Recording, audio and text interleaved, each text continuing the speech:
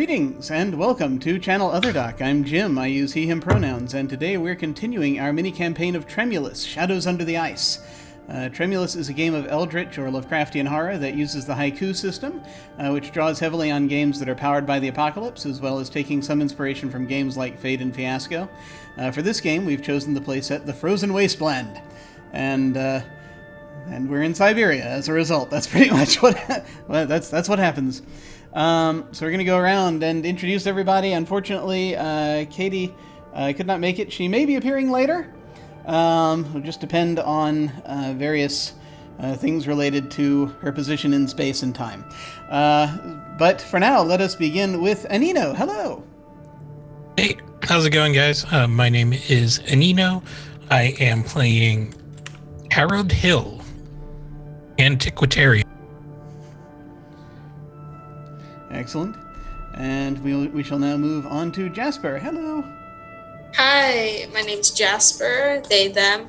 I'm playing the detective, Gray, and that's what we really are doing right now. We're all in the bar, right? Yes. Yeah, it's happening. I think it's happening. Yeah. I don't trust reality anymore. I'm never sure. But I'm going to pretend it is anyway. And we're now moving on to Levi. Hello. Hello, I am Levi, and I will be playing Mitchell McCready, the pilot. We both use he, him. Excellent.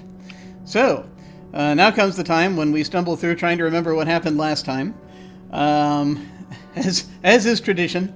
To the best of my recollection, Dottie came down the stairs, played the piano, while this was in the everyone's was at an inn.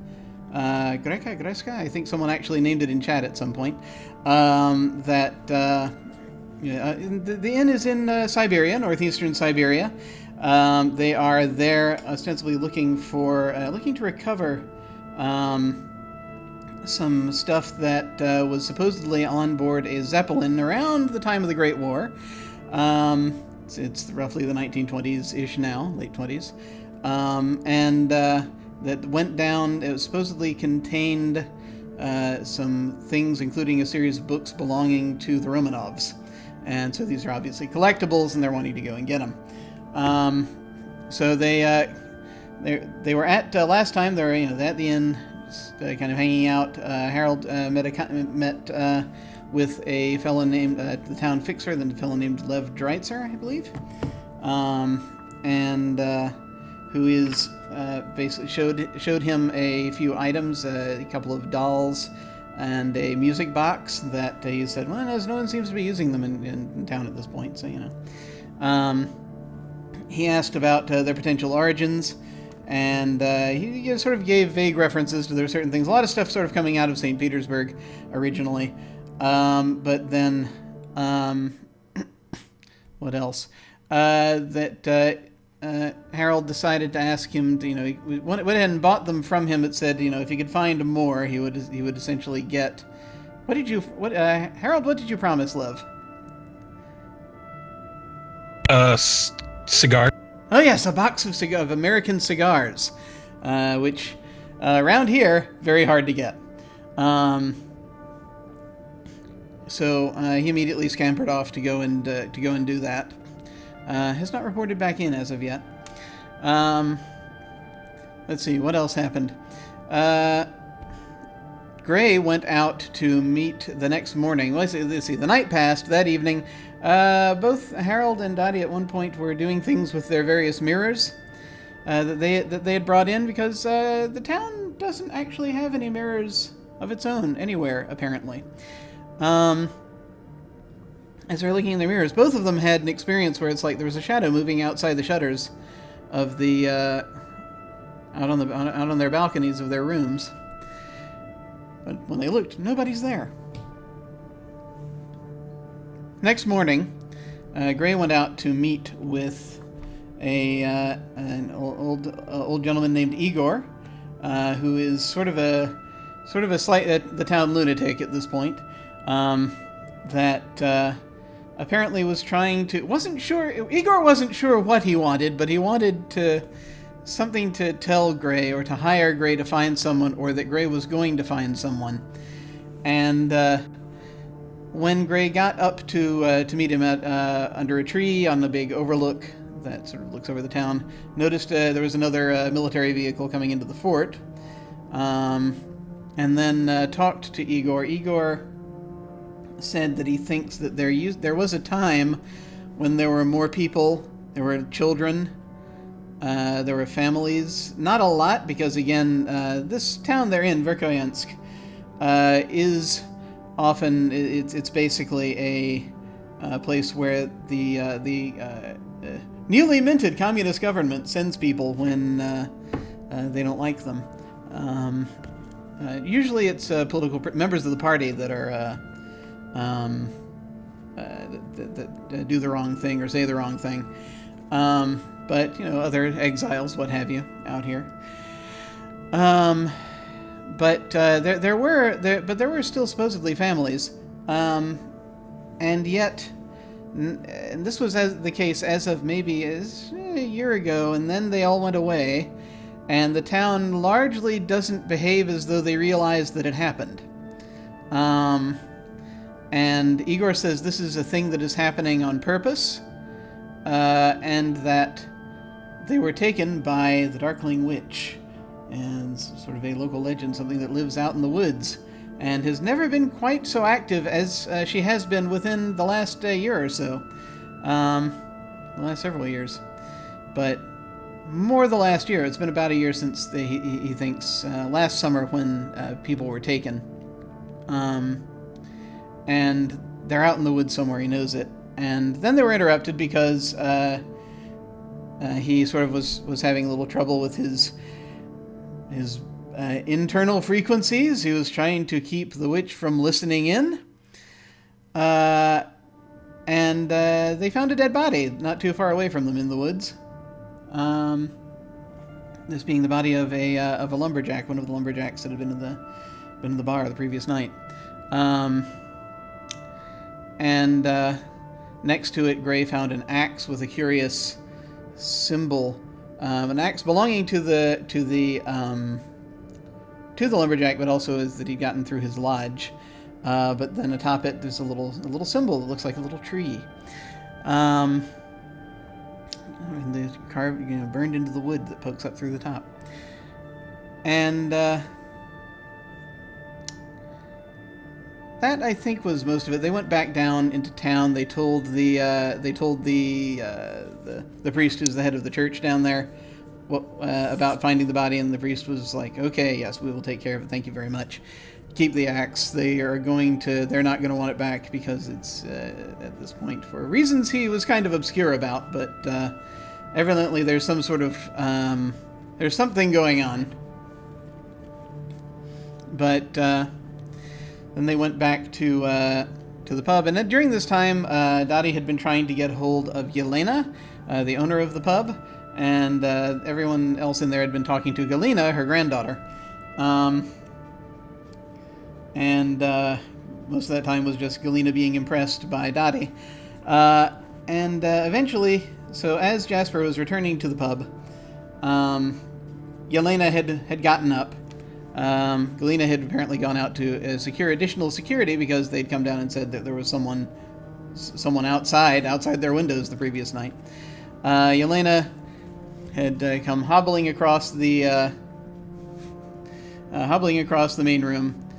And once everyone was there, just sort of sat down, and Dottie asked her, mentioned the things outside their window, and her immediate reaction about shadows outside of the window was to turn around to everyone and ask, "Okay, which one of you pissed off the witch?" And that is where we left off. So that too is where we shall pick up, as we are once more there in the pub. We're going to say that, for the sake of argument, that something, for some reason, that we will determine later when Katy arrives, Dottie will not be available at this point. She has to, sometime during this scene, she leaves the room. We will just sort of just say that's a thing that happens. Charlie will stick around to help out. Charlie, her bodyguard. because he is also helping. He also kind of was one of the people who helped broker this whole deal in the first place. So, Yelena is sitting by the fireplace, just sort of looking at the three of you suspiciously, the four of you suspiciously, and there's no one else. Again, no one else in the tavern right now, as she's just sort of just perched up on her walking stick, sort of eyeing the three of you, and she will say, "Well, which one of you was it?" Well, I object to that very notion that we pissed off some sort of witch. If there's anything that we Americans are known for, it's our great manners in tourism.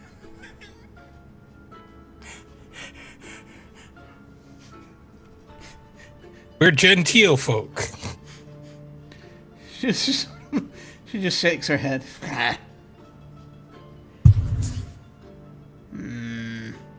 And why is the witch visiting you?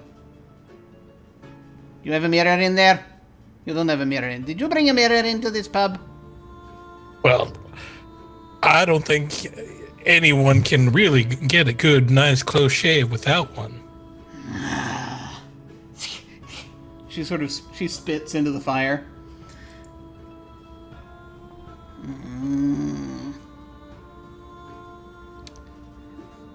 And shakes her head. You look into the mirror. That is how she sees you. That solves the mystery of why there are no mirrors in this village. And he'll look at all of his companions with sage nods. We get rid of them about a year ago. And she go crazy, and then she make the Domovoy go crazy. It's they start smashing them. We get rid of them. It's no good. What happened a year ago?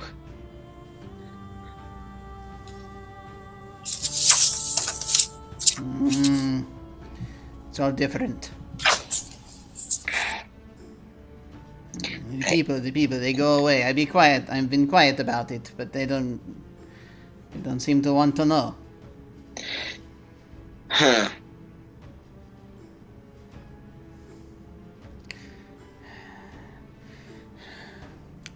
I was assured that Galena is protected for now. Why are you here?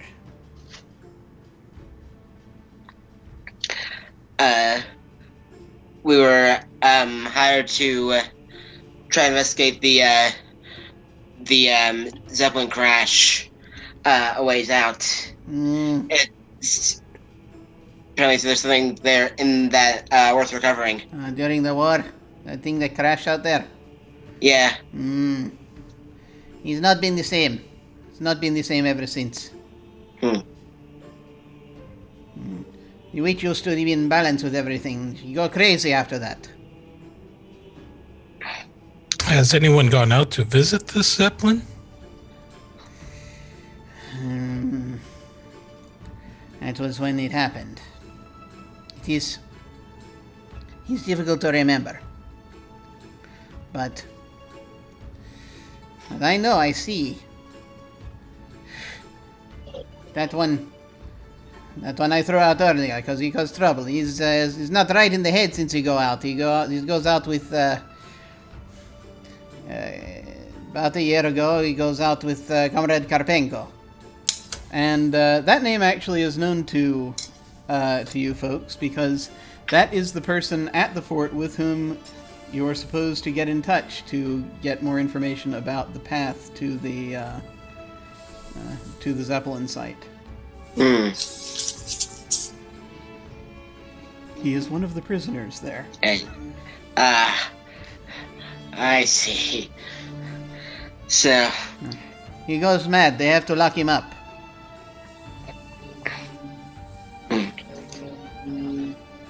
There's definitely something...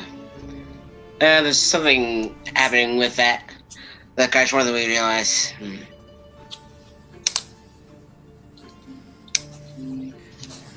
You're going to go stir things up. You go out there, you're going to go mad too.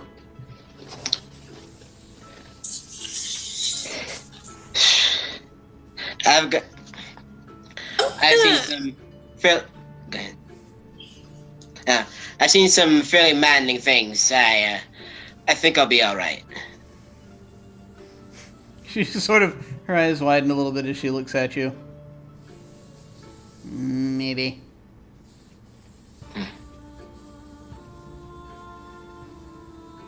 And that's it, you go out there, you take whatever is there, and you go. Yeah. Back to America. If we're gonna do this job, seems like we should at least do it soon.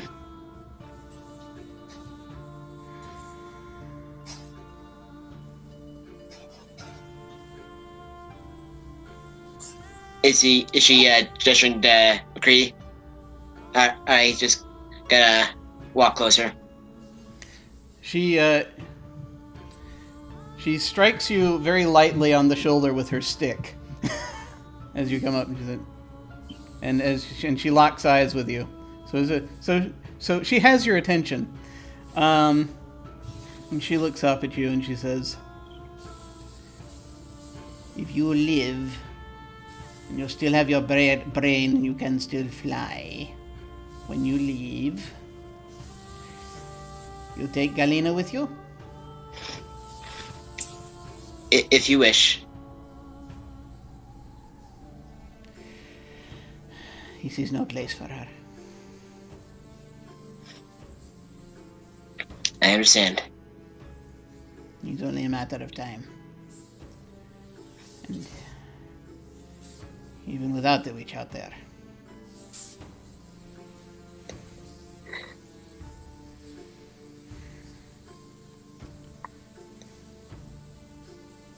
She nods. Again, yeah, just kind of like slowly nods.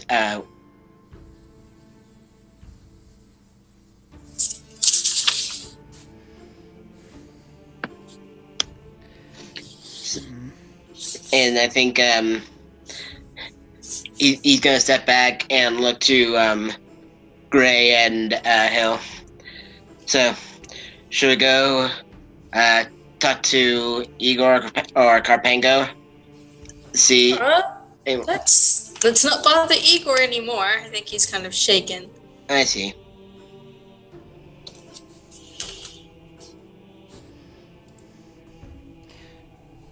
And also, Yelena will sort of lift her cane and just sort of gesture at Harold and just say, "Did you look into her eyes? Did you see her eyes when you had your mirror up?" I didn't see anything. I just felt the presence outside of the window. Don't look in the mirror. You look in her eyes, she has you. I'll take that into consideration.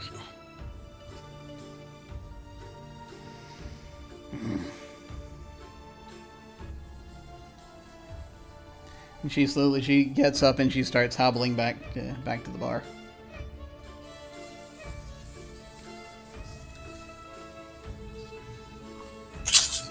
What do you think? Oh, what time is it right now? It is it's about mid-morning. Okay. So Hill will turn to his companions and ask, about how far is it to the Zeppelin? Might estimate. Can we get there and back by nightfall? Nightfall, but yeah, it should be few like some number of hours. A couple of hours either way at most. Suppose it would be wonderful if we could secure a vehicle which to travel out there and make things a bit easier. Yeah, I don't know where you find one of those. Yeah, this town has maybe one car. Actually. Could we hire some dogs? Yeah, there are reindeer rentals. if you wish to rent a sleigh pulled by reindeer. That is the thing here. So that's a possibility. You can fly there if you want. Although, you don't have the exact... You may not have the exact coordinates. You might need to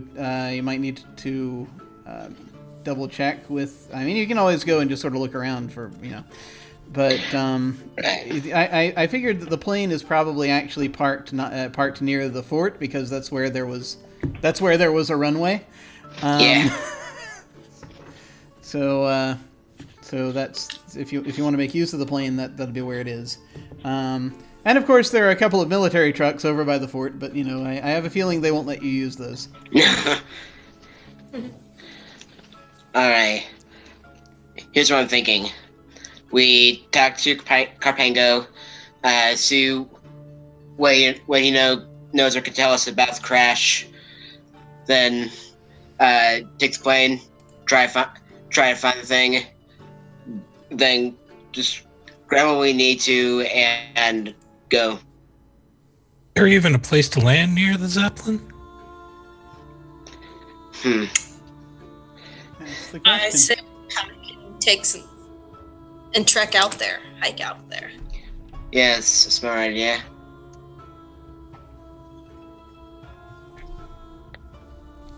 Cool. Maybe we need to find this Lev. See if he can arrange for a bit of transportation. All right. So let's talk to Carpango first, and in the meantime, I will send out word for Lev. Okay.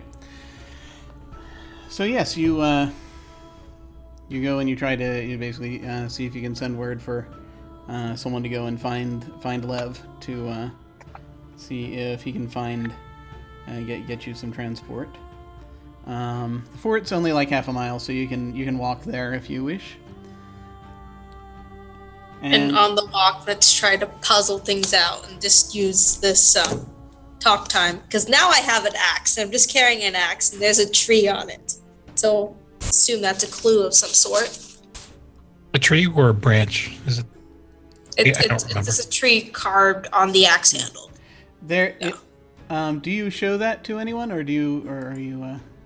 I'm gonna show it to my companions because that's a thing, and let's puzzle things out. Yeah. Honestly. Yeah, Harold. That is looking at it. That is the same symbol. Oh, As on your dolls, I assume. So. the music box. Yeah, it was on the music box. Oh. Yeah. Huh. Dolls have a different symbol. Yeah, no, I was like, something has a symbol on it. So that's an 8, and I don't know if you want to help me or not, but it's a thing. Okay, and you're rolling to puzzle. things out? Yeah, puzzle things out, because we now know that symbols are Yeah. symbols. So the symbols match, and Harold will have the music box out just to confirm that the symbols do match, and he'll open up the music box and let it play. See if anything happens. Well, this is on your walk, so again, it's that strange dissonant kind of.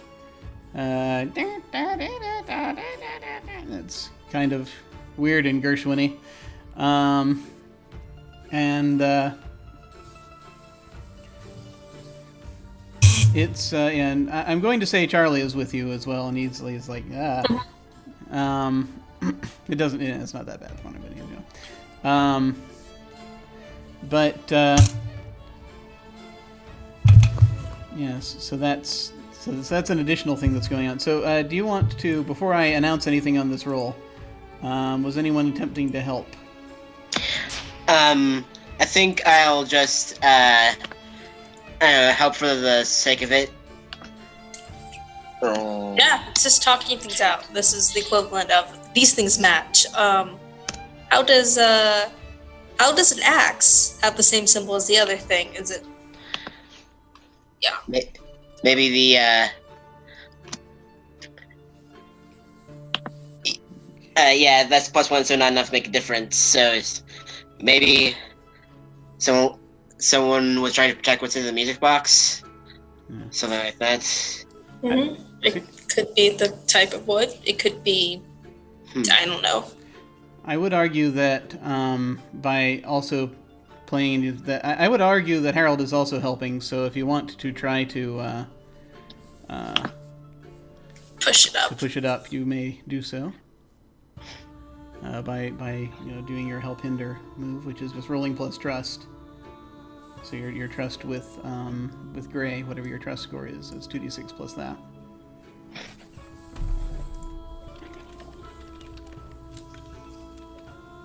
If you wish. If you don't, we'll continue. Yes.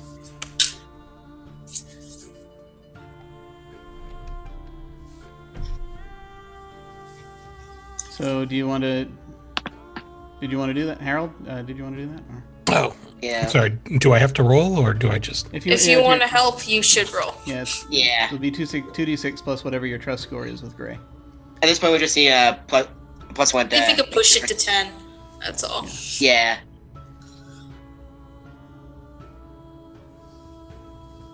Did I give 2 for Gray? Because Whatever you put, I don't know what you put. You have 2 for McCready and 1 for the others. Yeah, that sounds right. okay. 7, that pushes it up. So, honestly, from the preset questions, I'm gonna take the lore and use my lore move, which is deductive reasoning, to reveal like one hazard, like official hazard. We're just gonna work this in as in these things are related. This axe clearly wards off something related to the witch. Okay, let me look at this because now I finally have everyone's character sheets in front of me because I finally looked them up and put them in a convenient place. So your lore move. It's detective GMs reasoning. You may spend a point of lore As to game reveal one masters hazard. do. Reveal one hazard or gain +1 ongoing. Okay. So I just tell you what one of the hazards is? Is that? Yeah, and then we'll work it in how I'm deducting it. Okay. It. So, are there specific guidelines? I don't remember reading this, but are there specific guidelines for how much detail you get about the hazard from this? No, up to you. That's the fun. Okay. There we All right.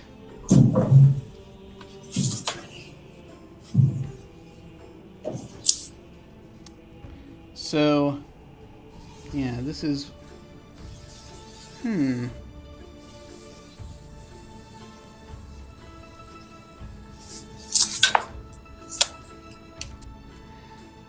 So, of the available hazards, I think the one that you would stumble across at this point is a fairly obvious one. The Darkling Witch is one of the hazards. There is... It's probably fairly obvious. It looks like that the symbols that you're looking at look like they were put in there. They were carved into those places, those things. Within As the amount of civil time protection? that... it was relatively recently. It was within the amount of time that Yelena was saying that the witch had kind of lost it during the war. Okay. So it is a thing that's been put up in reaction to her. It looks like, and it's an occult symbol. And it looks as though, again, the witch seems to have some effect on the townspeople that apparently can do through mirrors, which is why there aren't any. And on local spirits, according to what Yelena said. Yeah. Yeah, that's the major thing of it. I will say that the witch has not yet acted directly, but it's it's coming. Yeah. So yeah, my running theory now is protection runes, and or possibly actual deterrence or something that will harm the witch. Unless, of course, there are actually things that will just tell her we're here. So, two things. Double-edged sword. But I don't think they're bad, unlike mirrors. So. Yeah. Yours bad, trees good. Sorry. Yes. That's what we got. Yeah. Why would you put the symbol on a music box? Well, maybe they didn't want her to see it, something like that. well, maybe it's more about the music it plays. It's kind of creepy. Yeah. Well, why would you put a ward on it if... I mean, it's got to serve some purpose, right? Mm-hmm. Otherwise, you would just throw out the music box or break it. Right. Maybe something with the, like, if you want to ward yourself against the witch, or something with about those Domovoy things. Well, we haven't exactly seen one of those, so... I don't know. Maybe we should just take out a mirror and call the witch and see what she has to say. Let's not do that. Plan B. Let's not do that. I mean, it could always be just a silly little superstition. I'm fully in support of this plan. Something killed a man, and I have an axe to show for it. I'm not gonna risk. Oh, and I guess I have to detail quickly what I saw on the corpse, just to make sure. Oh, yeah. Yeah. Sorry, go ahead. No, I'm just gonna be like, instead of actually saying it, because everyone is here, it's just gonna quickly explain in character what I saw on the corpse, and I don't want to piss that thing off. If that's real. Yeah. Something definitely did it. Yeah. Whoever did that. All right, fine. I guess we'll just have to wait to make a calling or call in on the witch. I can't wait. So So now we have reached the fort. yeah, so now you have reached the fort. I'm sorry, I was just enthralled with this conversation. So as you get closer to the fort, you see that there are guards, obviously, going back and forth. I'm going to say this is basically you've got this sort of stone walls and just a guardhouse sort of front entrance thing. Off to the trucks are off sort of on an area parking area off to the right. Further beyond is the landing strip, and you can just barely see your plane out there. The guards, they're wearing, of course, the long coats and the fuzzy hats, as is required in fiction of this type. They're carrying, the long rifles with bayonets, and a couple of them stop as you're coming up, and just sort of and stand there watching as you're heading toward them. I think once we get close enough to make reasonable conversation. Hello there, gentlemen. We've been asked to speak with one of your prisoners, a gentleman by the name of Capango.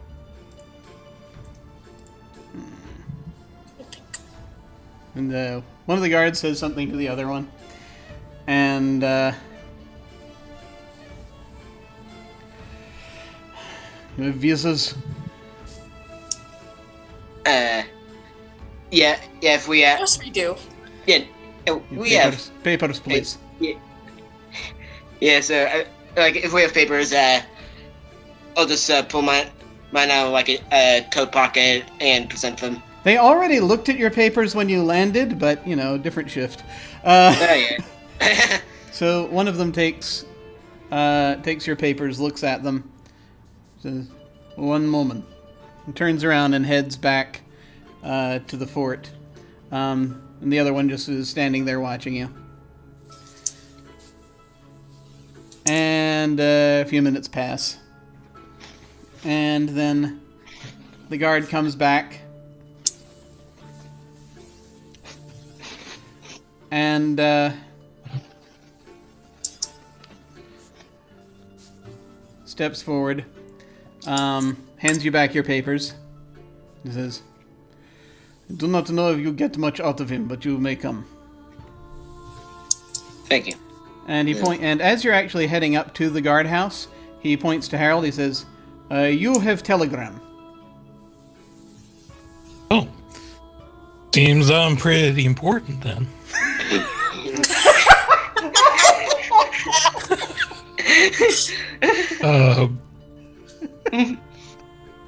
Yes, the answer is yes, you do. Yay. Okay. So you get up to the guardhouse, and they're gonna let you into the fort. You've got a sort of an outer wall. In my head, you have sort of an outer wall, and then sort of exercise yard and other things inside, just sort of living areas. And then further inside, sort of toward the middle, you have the prison inside the fort. A lot of the places, the guards' barracks, things like that, are in the outer walls. And alongside one of them, the guard, another guard will he'll get another guard to kind of ask Harold to come with him to their communications center, just the place where I'm trying to remember the term for it, but the telegraph office, their telegraph office, so he'll pull you off to go and pick up your telegram, because they have to hand it personally to you. Do the other two? Do you want to wait, or do you want to let the other guard continue to lead you toward the prisoner for right now? I mean, they're going to get Harold there eventually, but up to you. Right. I think we'll follow to. Yeah, let's go with him to get your telegram, your message from Grandma or whatever. Oh yes. Yes, exactly. So you all head over there, and they basically have sort of the window, and they will they've put it in a sealed envelope that they hand over to Harold. It says Harold Hill. All right. Well, this is very nice, and he'll open up the telegram envelope carefully and check the message. Okay. These are instructions. I'm not going to read it out because I don't actually have it written out. But just take it as read that the word "stop" comes at the end of every sentence. This is from Mr. Strickland, and these are slightly more specific details that he's received from somewhere. That essentially says, at the insistence of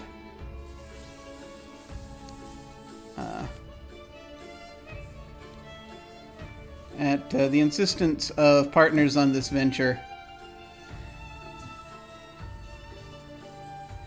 we are to take possession of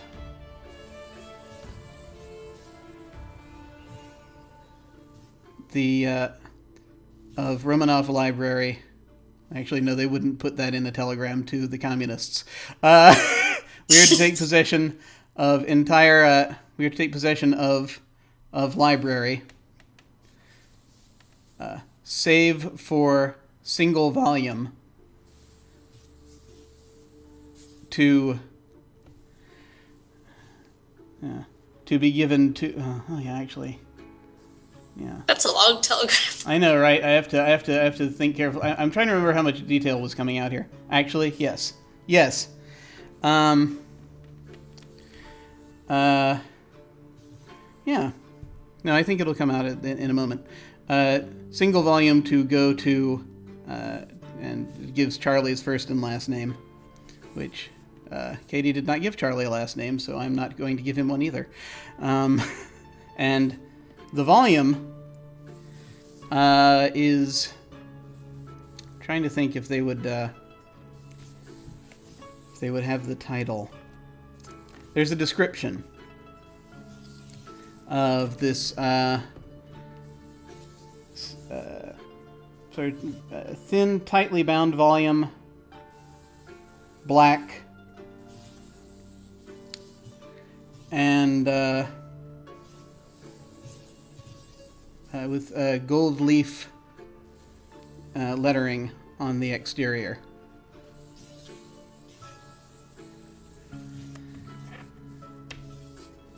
So it's they give a detailed description of the book. They do not give the title of the book.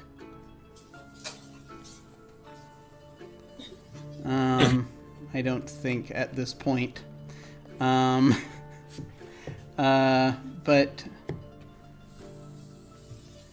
yeah, I think that it's actually I don't think that a title would be visible on the book. So but they give a detailed description of that specific book. And so that one. So apparently, Strickland is getting everything except that book, which is which Charlie's supposed to take hold of and bring back to your partners, Strickland's partner in this.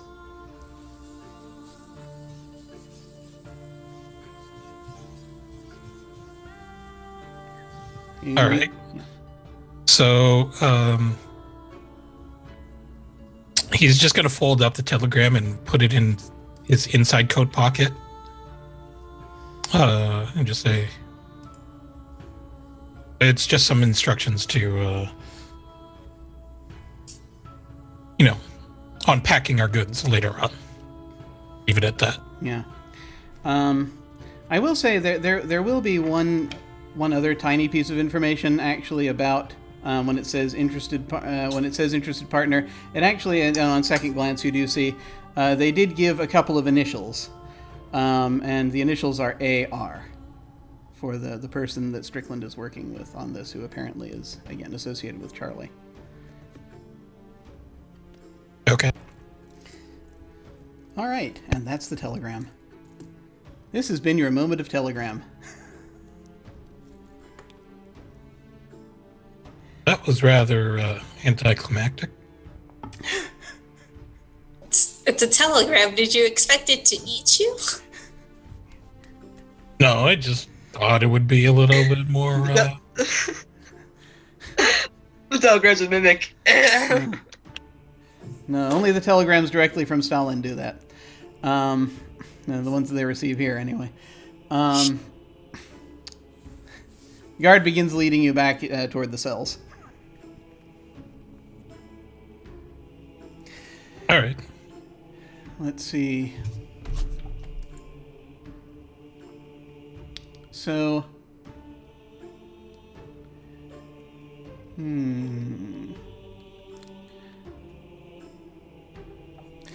So when you get to the cell, they take you inside. They will basically take you down to the appropriate cell,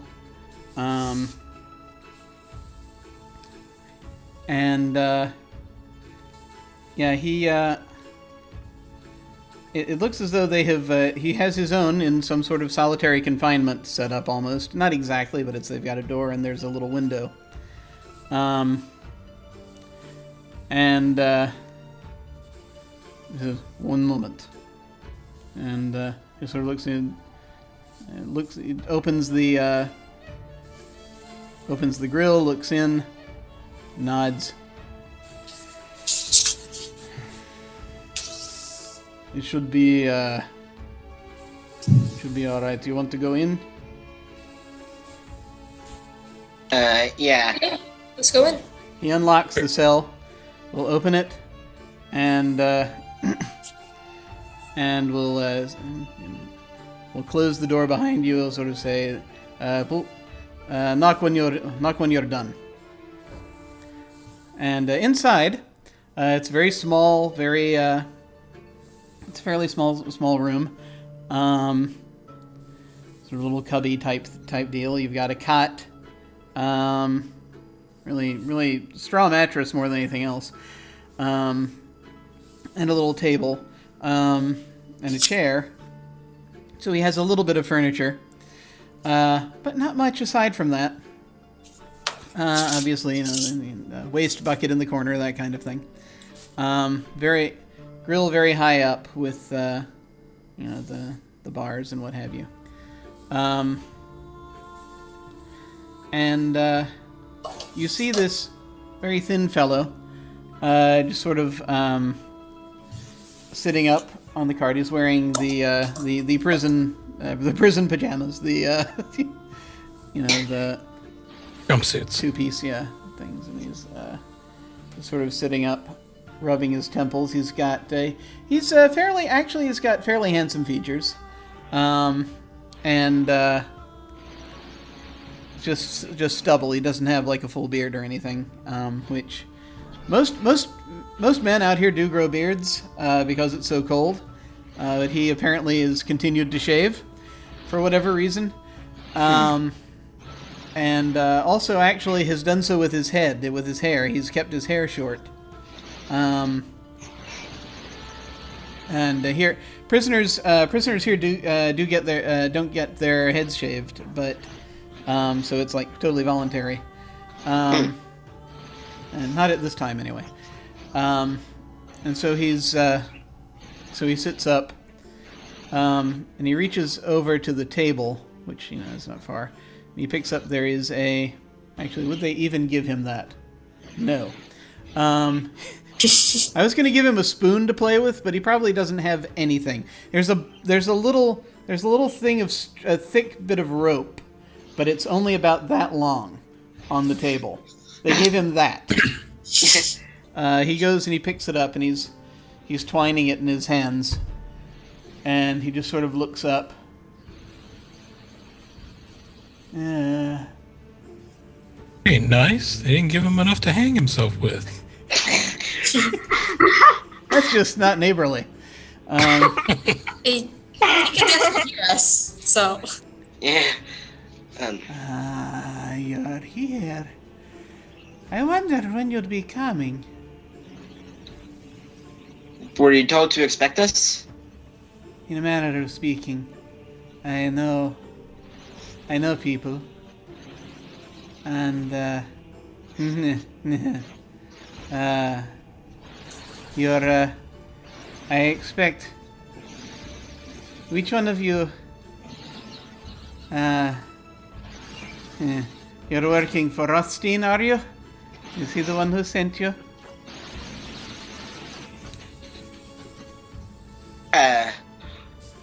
I don't know who Rothstein is. A man by the name of Strickland. At least he's the one who came to me.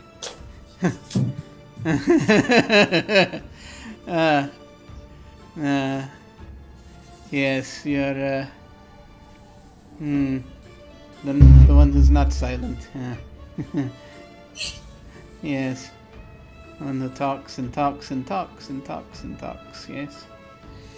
Yes. Hang him, Greedy. Don't give him any information. Gray is, I'm going to say, the name Rothstein rings a bell. Okay. Should I read? I'm gonna read the person just to see what he thinks of us. Okay. It's gonna see that. Okay.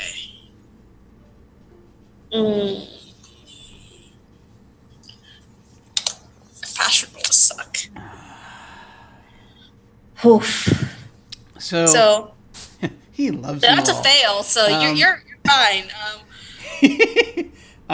He's kind of crazy, but in the sense that I've also been around Igor now. It's like it's a similar crazy. I can see why they're compatriots, I guess.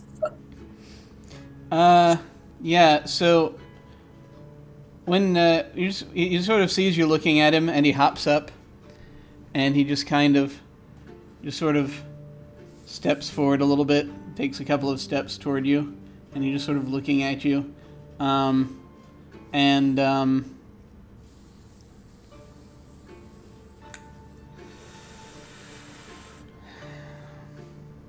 he says, I straighten was- up and look and say, "It was only a few bottles of gin, officer."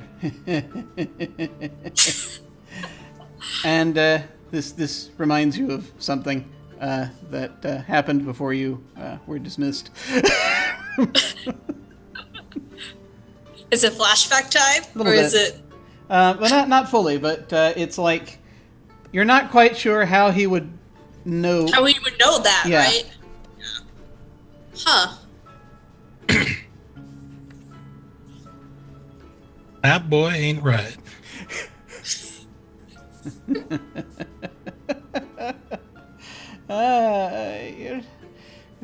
You think you're so you're so clean taking trying to take money. You're not you're thinking that it frees you from no. It just doesn't work. It's whatever system, whatever system it is that they're currently working, you can still work it, but so I expect that if they transplanted you here, that you would still find something, but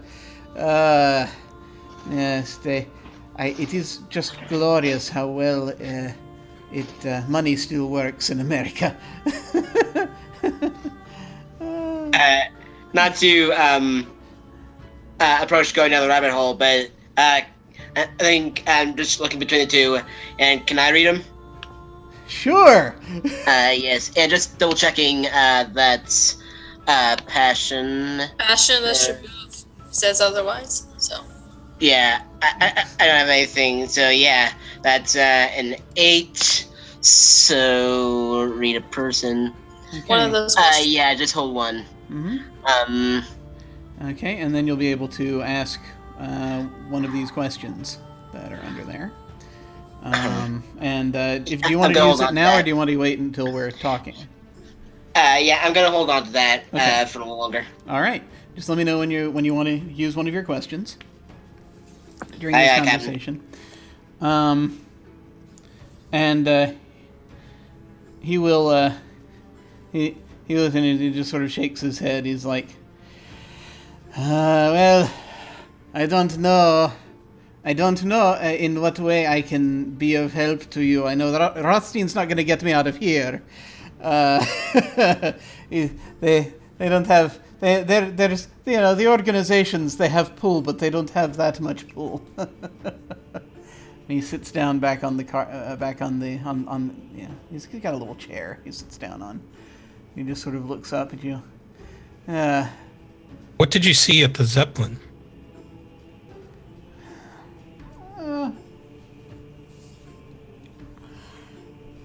It is better not to look. Because if you see yourself at the Zeppelin, then it's too late. It's too late. It's too late! But you're all dead. That's the problem. You're all already dead. It's not good. It's not a good look. What did I say? Why Zeppelin? Why do you want the Zeppelin? It's not going to be good for you. It's terrible. It's terrible. We were hired to do a job, and We're here to retrieve the books. I went to retrieve the books. No,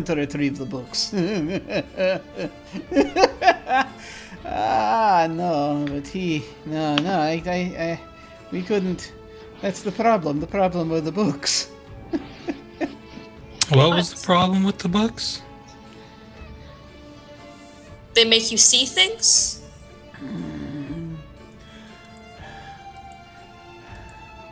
And I narrow my eyes, it's just I didn't think there was a witch out there, but there is. She got hold of the books. Not the book. She saw it. She didn't get hold. She can't get hold. But it's got her. It bled into her, and she's starts making those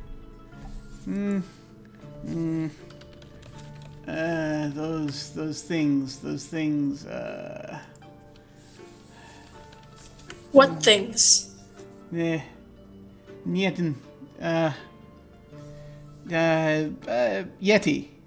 Yeti, that's the word you use. It occurs to you also that then, so the Russian word for bear is nesty.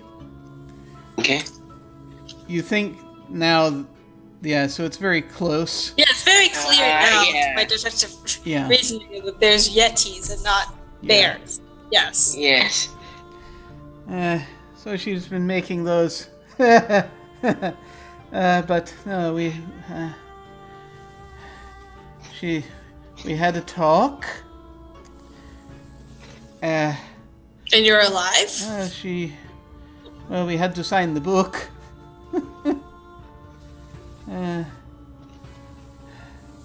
Igor and I, we had to sign the book, and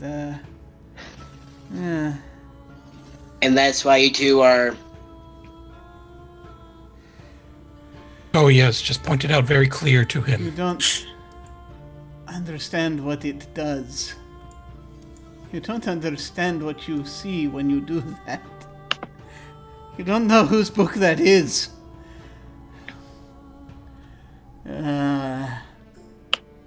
You seem to know. Well, you see outside the universe when you do that. It's very big. Or very small. It's hard to tell from out there. Perspective, it's very difficult. Yeah, the boundless demon Sultan has given that book for those to sign in it and become part of his court, in a way. Well, if you're a part of some demon court, gotta tell you, I think your domicile's a little lacking.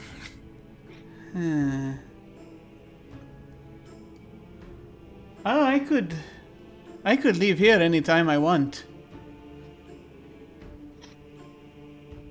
So I stay.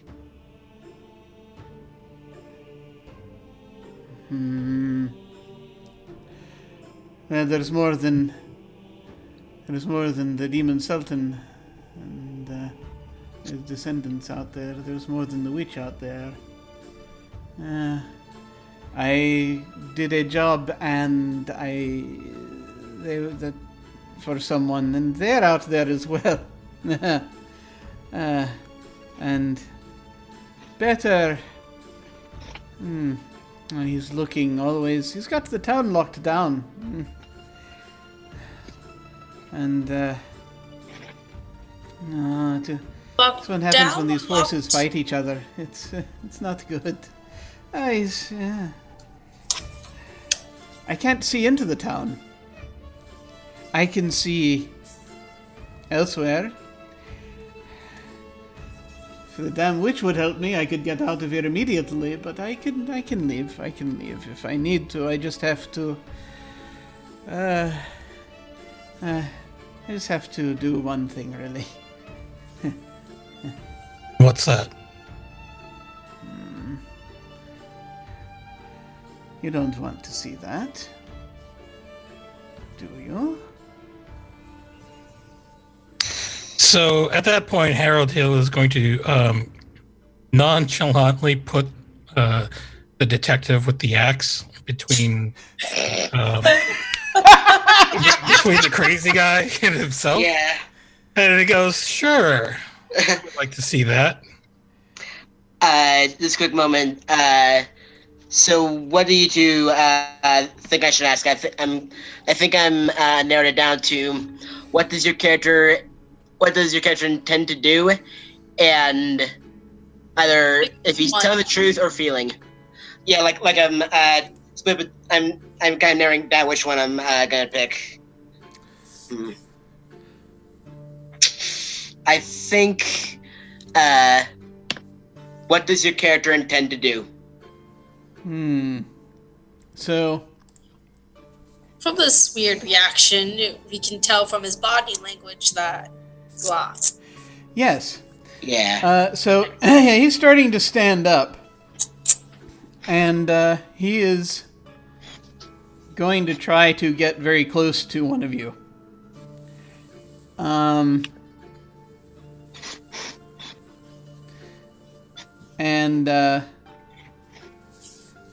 So it's a question of whether you let him do it.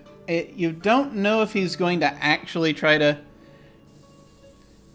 hurt someone, but I've got to explain that his compass for that isn't exactly great. Nah. But so he wants something that's present on someone, possibly visible on someone. It's like he's going to try to grab something from somebody. That looks like what he's going to actually try to do. Yeah, I think I'm gonna like step forward, and I'm not gonna like threaten him or anything yet. Just I mean, you could threaten him or I could, but I'm not going to like threaten him yet. Just kind of, I mean, if you feel this triggers it, but like just with my own body language, just kind of stand tall and say that, basically try to communicate that if you try to hurt one of us, it's not gonna go well for you. So you want to convince him not to do anything? I feel like that's a good role. I mean, between the two, I would rather threaten, or whichever you think. I'm good with whatever you want to try to do. I'm technically threatening physical violence, so that sounds like a threat. Yeah. That's a might roll. Yeah. Yeah. For that, it really for me all depends on tone. So. I think you can.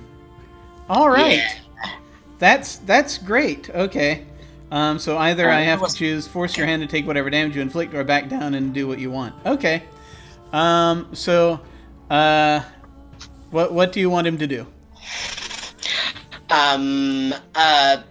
Basically, kind of step back down and kind of. Sit back to where he was. Okay. He looks up, he's like, I can't show you unless I can...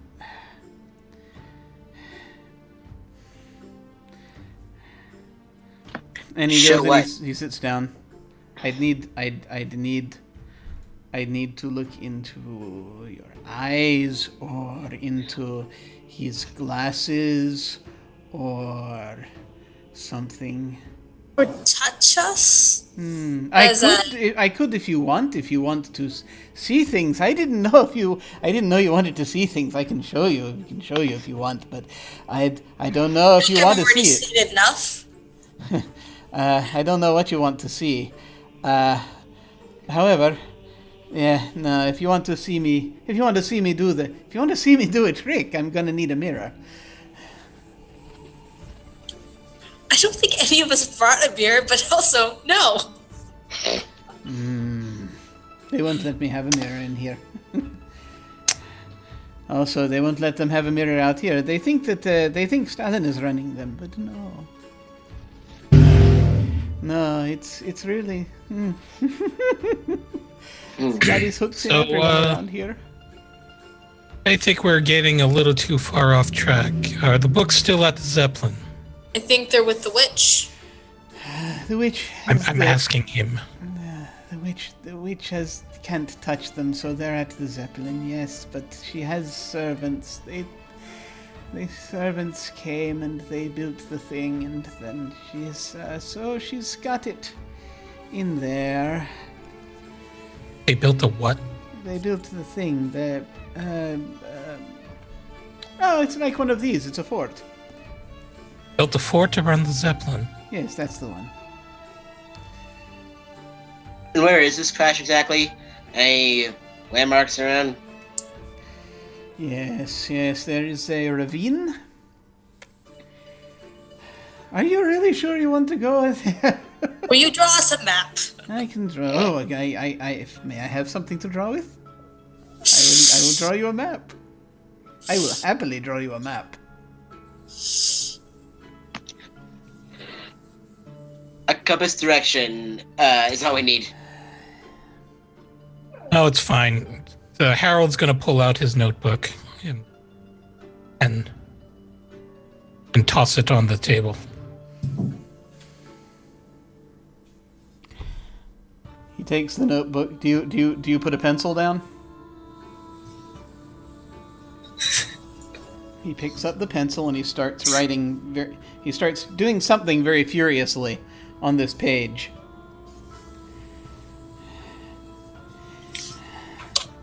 And like, very good. So first you go, and he flips the page for a second. And he writes, like, all right.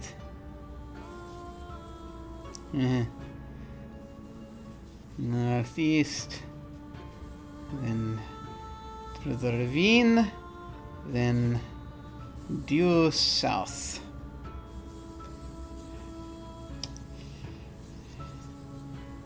And there we are. He tears out the page, throws the notebook down, slams the page on the table, and it's like kind of there's a smell of ozone in the air for a moment. And he looks up, he says, "Sorry, I'm afraid I didn't say everything. A mirror would have worked, but pencil and paper if you remember to write things, yes." And he fades away. I need everyone to make a sanity roll, please. This is a Sanity check, act under pressure. Yeah. And an act under pressure is wrestle. Raison. Oh, Raison. that's not great. Wrestle. Okay. So let's see. Oof. So We let's kind of see. all Yeah. That's wonderful. Those are wonderful rolls. Sorting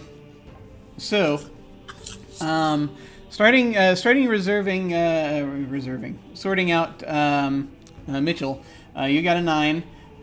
So one less shock, minus 1 forward. Okay. Let me see. Where's me trusty chart here for terrible things? I'm gonna call this a 2-level shock, a level 2 shock.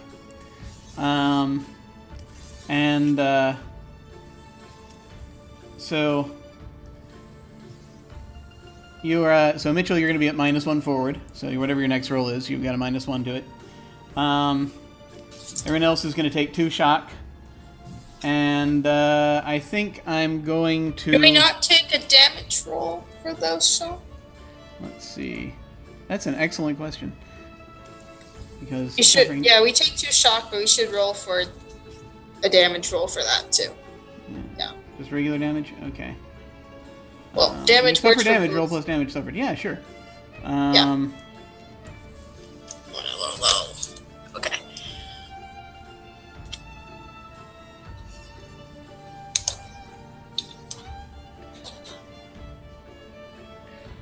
And let's see. Yeah, so and are either a -1 ongoing for the scene or the keeper holds 1. Keeper's choice. I think right now I'm holding 1 against Mitchell, if I remember correctly. And so I'm going to hold one against the other 2, so that I've got 1 against everyone. Well, hey, communism. Exactly. It's Everybody fair gets for one. everyone. Well, I really, really hurt on that damage roll because rolling high on a damage roll is sad. Yeah. Okay. Now, is the let me ask you just briefly before I go flipping through the book here. I've got the cheat sheet and it says just under damage moves. So am I doing this the same as Does the damage move chart that I've got on this cheat sheet work for both harm and shock? Yes. Okay. So you rolled a 10. Let's see. Which one of those shall I choose?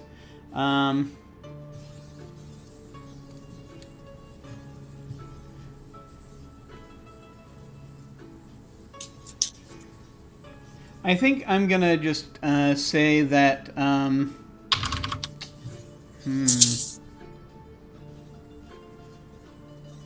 Yeah. So I think we're going to head into incoherent territory here because this is making you have a flashback. The good news is you've remembered who Rothstein is. Congratulations. Congratulations. And I will discuss that information with you when we get to the break. In the meantime, however, he's not the main thing that you're seeing here right now. Although it's like, a lot of memories happening. I think you were a little closer to. Let's see. So that's you. Yeah. And yes, they were using me as a human shield. So yeah. yes, we were. So, yeah, for you and then I think also for Harold, because I'm now looking. So you're getting, so for both of you, you've got this weird kind of, all right, I'll tell you what, actually, for Harold, since he was standing further back, I'm going to give you a choice here. You can either have taken one additional harm, or you are also going to be incoherent for a while. I mean, Harold didn't roll for damage. He might want to no, that's roll right. You might want to roll for damage. Let's find that out. So I need you to roll 2d6 plus 2. Let's actually find out what you get. Because I'm just incoherent babbling nut with an axe. That's very nice right now. That's okay. So yes, you two can. Since you're standing further back, I'm going to let you choose. You can either also be incoherent or.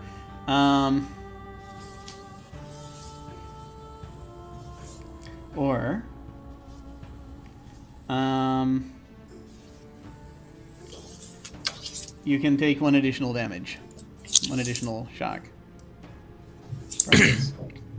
I'll take one additional shock. Okay, so you've got 3 shocks. So you're not incoherent, but guy just vanished right in front of you. Yep. Very disturbed. So Harold Hill is going to go wandering around the room a little bit to check things out, but all the while going, "Whoa, whoa, whoa, whoa," as one does, and Gray is having basically the entirety of his life, kind of for the last several years, unwound in front of him, because you were standing a little closer to Karpenko when he vanished, and you caught a hint. He didn't touch you, but you caught a kind of a hint, and you were holding the axe. Yeah. Okay. I also had the magic box, by the way. That's true. You do Yeah, have so those we're items. both equally affected by whatever room this was. That's fair. So it is actually not going to be too long for you to come out of it. But yeah, I think what I'm going to actually say is that for each of you, one of the shock that you harmed will only last the duration of this scene, and then it'll be going down to, I think, 1 and 2 shock respectively. The only shocks that decay are if you're at 2 or less. Yes. So he's just permanently disturbed. Yeah. Ordinarily, yes. Yes. But right now you've got things with, you've got items that I believe are helping you. Okay. Now. It's all right. Yeah. So that's how I'm saying that's kind of coming into play here. Okay. So yeah, So yeah, Gray is having this point where like the war is happening at the same time as the job that is currently happening, and then also the time in the police force, and it's And the Rustine business, all of it. yeah. Okay. Yeah, and the Rothstein business, which involved, that was New York City. We'll talk about it later. And, yeah. Yeah. So there's a lot of that going on right now. McCready, you're looking at these your two comrades who seem to be unraveling a little bit. Guys, we need to focus. All right, that was pretty wild. But,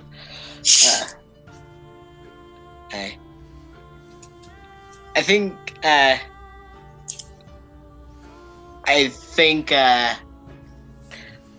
think Mitchell just goes in and after maybe a little bit, kind of quickly raps on the door.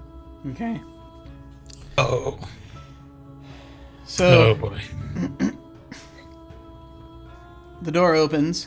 I think Charlie was actually waiting outside during this whole time as well, because he too would be freaking out right now, but he is not. There probably wasn't room in the cell for him and everyone else. Probably. A very big man. Yes. He big. It's a very small cell. But the guard opens the door, and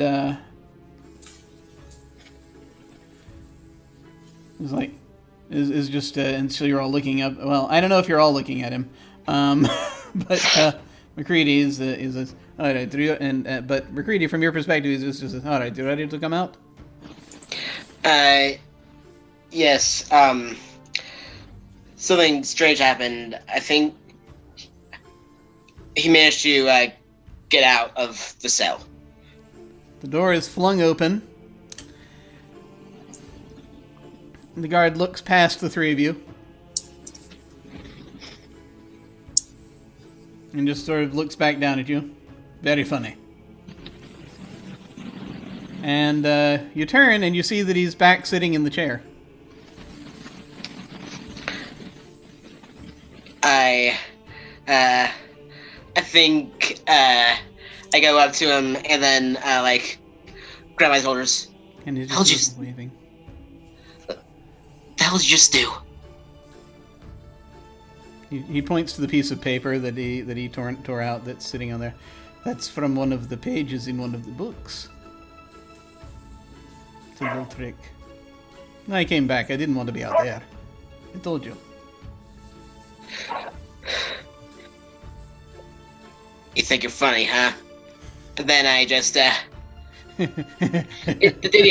he actually draw a map on the paper? Yes, actually, he drew it on the notebook, but then on that second page that he tore out, he drew a kind of a weird sort of star-like symbol, and then a couple of things. Does the just going out on a limb here? Does the star-like symbol at all resemble the star-like symbol from the Maker's Mark? No, it does not. All right. Yeah, that. Yeah, didn't think so. Just I want to make sure, but yeah, I think I just grabbed the notebook,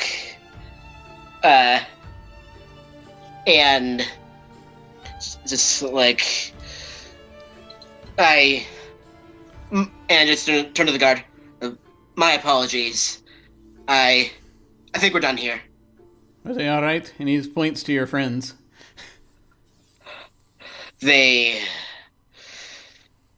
And then I think they'll probably step out in a couple minutes. Gray, you there? What? I'm still incoherent. This is my nonsense here. Yeah. This is happening while there's a gunfight going on behind him. Yeah, what? What do I need? I swing the axe towards you. So I think the guard is seeing you swinging the axe, is going to come forward and try to stop you. So, I think, let's see, what's the, yes, attacking things. People, let's see, what's the rule for attacking things? Resort to violence, I believe. Yes. So you're resorting to violence. Okay, sure. And just make sure that's right.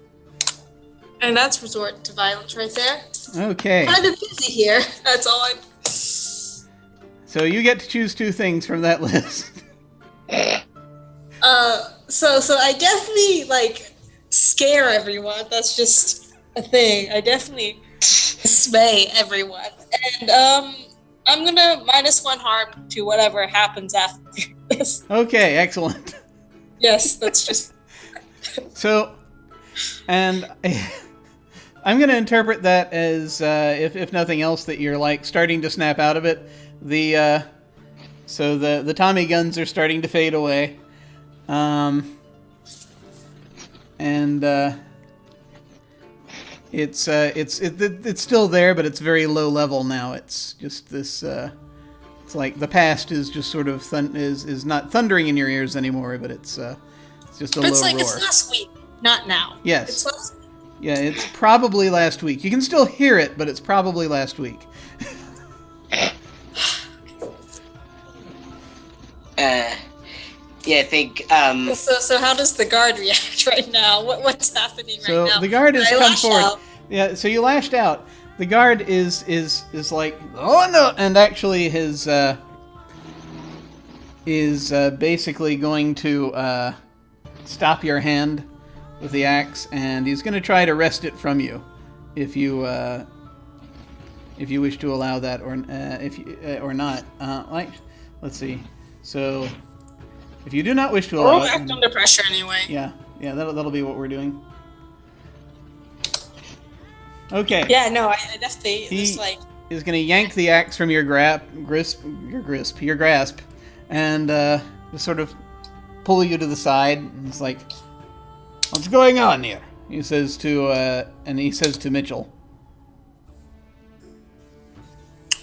PTSD. Excuse me. Yeah. I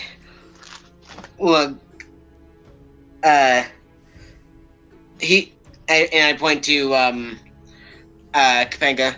He did something, and apparently my compatriots didn't take too well to that, and I think. Have you ever fought in war, sir? And you have those things where sometimes you're back in there? Yeah. Yeah, something like that. Kind of a strong case of it, I guess. He's going to shake his head, and he's going to hand the axe to Mitchell. He'll say, "Get them out of here." And actually, he says that to you, and he actually turns and says that to Charlie as well. So Charlie's going to actually come into the cell and kind of steer Harold out of it. Yeah. Can I grab the page before I head out? You may. You do. You just do. Nice. Yes, you Nice. grab the page in your notebook. And I am all for players having arcane pages. Especially in the Lovecraft game. Oh, Yeah. And What could go wrong? what could possibly go wrong? So Charlie is like, as he's pulling you out, Harold is like, "You all right?" Yeah, I just need a moment outside. And so gets the two of you out. The guard, another couple more guards have come up. They're locking the door to the cell, and you see, as you're being led out, you hear Karpenko saying behind you, "Do give my regards to Mr. Rothstein."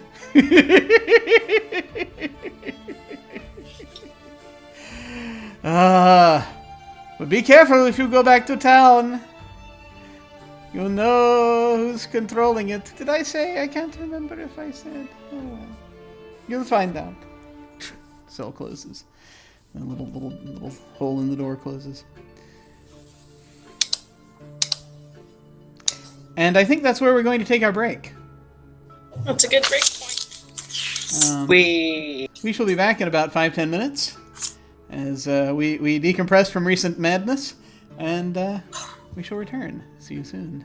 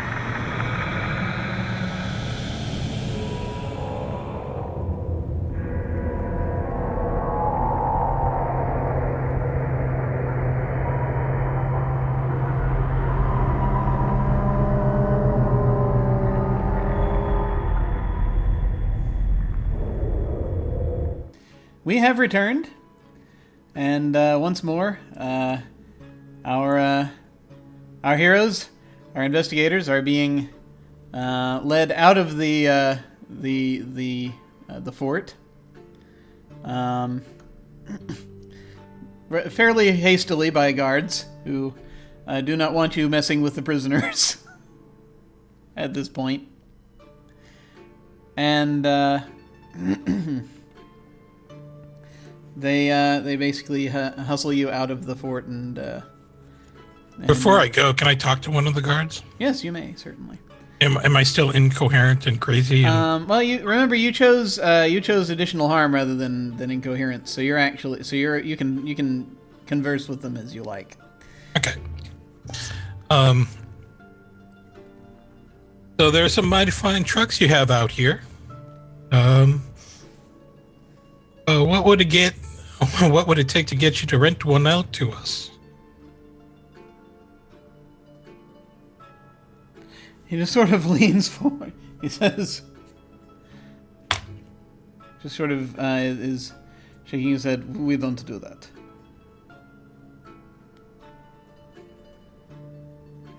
I'm sure maybe the policy is that you guys don't do that, but perhaps maybe you would be willing to negotiate. Yeah, go. Do you have a move for this? If not, then you can. Let's see. Try to convince. Sure.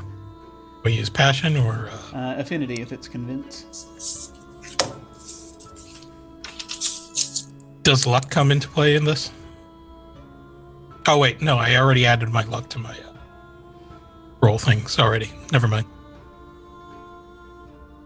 God damn it. Okay, so on a 7 to 9, you choose one of the following. You can, let's see.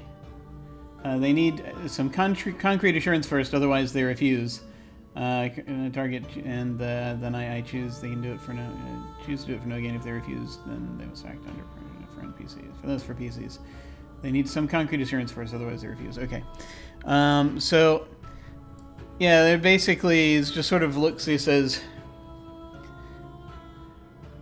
That is the policy, but even if there were some means by which, even if there were sometimes some means by which we would let it out,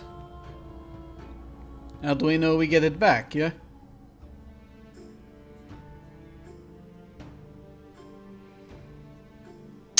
Perhaps one or two of you would be willing to come along as a driver?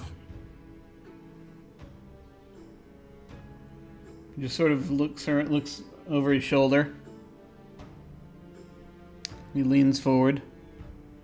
How much?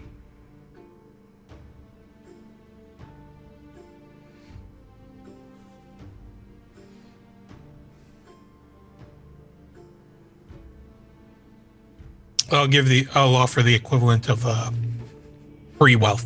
Ah, okay. I think that shall do it. Yeah, sort of looks over and says,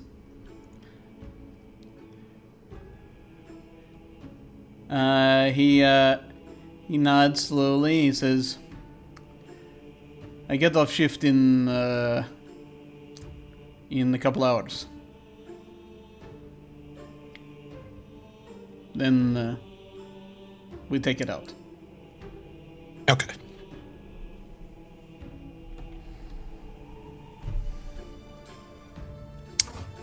So, he'll tip his hat and give a nod, and then look to the rest of the group, and shall we return to our to the inn? I mean, it's gonna be a couple hours for transportation. Might as well head back into town. Not sure what else there is to find, but yeah. I don't know if we should head back to town. Maybe we should poke around in the plane we arrived in just to make sure we have our stuff. Want to go make sure the plane's okay? Yeah, let's go make sure. That's important. Absolutely. Yeah. Feel free to go poke around. Yeah. And that's with luck, I believe. Yep. Roll plus luck. Alrighty. Okay. Okay. So, Levi, do you have the list in front of you? Or no? If not, I'll read it to you. Yeah, let me see. Just trying to find it.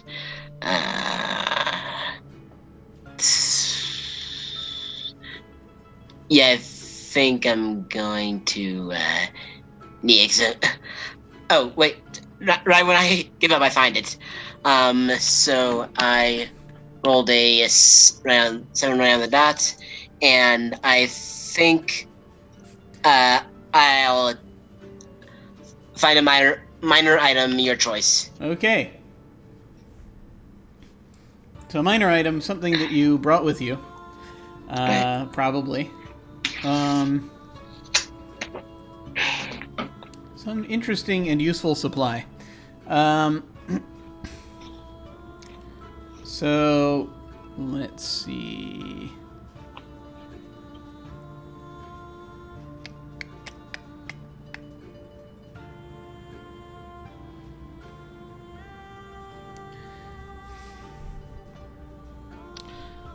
Okay. Do you want an information item, a social item, or a weapon? At this point, an information item. Okay.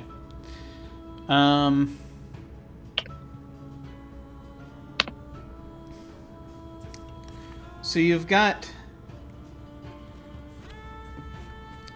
I think you've still got friends in the military. Yeah. And so there were...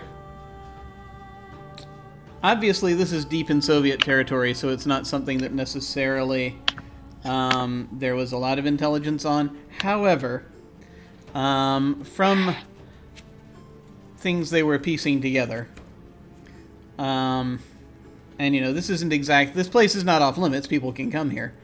So you've got. It turns out that you did get some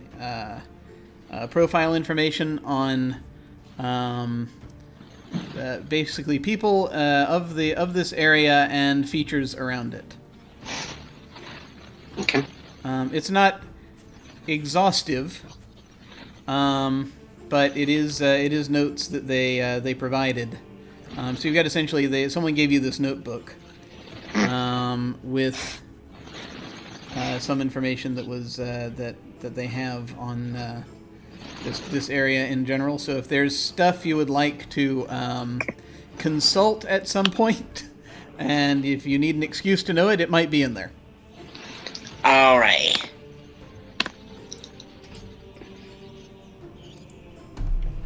Yeah.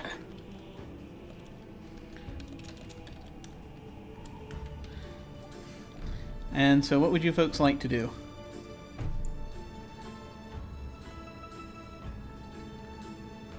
Well, I'm a little bit worried about the idea of this Zeppelin being protected by a fort and a host of supernatural Yeti. No, natural Yeti. Rank had a Yeti. Pretty sure it's a big monster we're gonna shoot. That's what's gonna happen. Yeah. I think I left one of my weapons in the in the room. Probably gonna need it. I'm not a big fan of violence, so you'll have to all do the shooting for me. We should probably go back and get ourselves geared up and prepared for our adventure. All right. Okay. As you are heading back into town, you find, and you're heading toward the inn. You see Lev hanging around outside.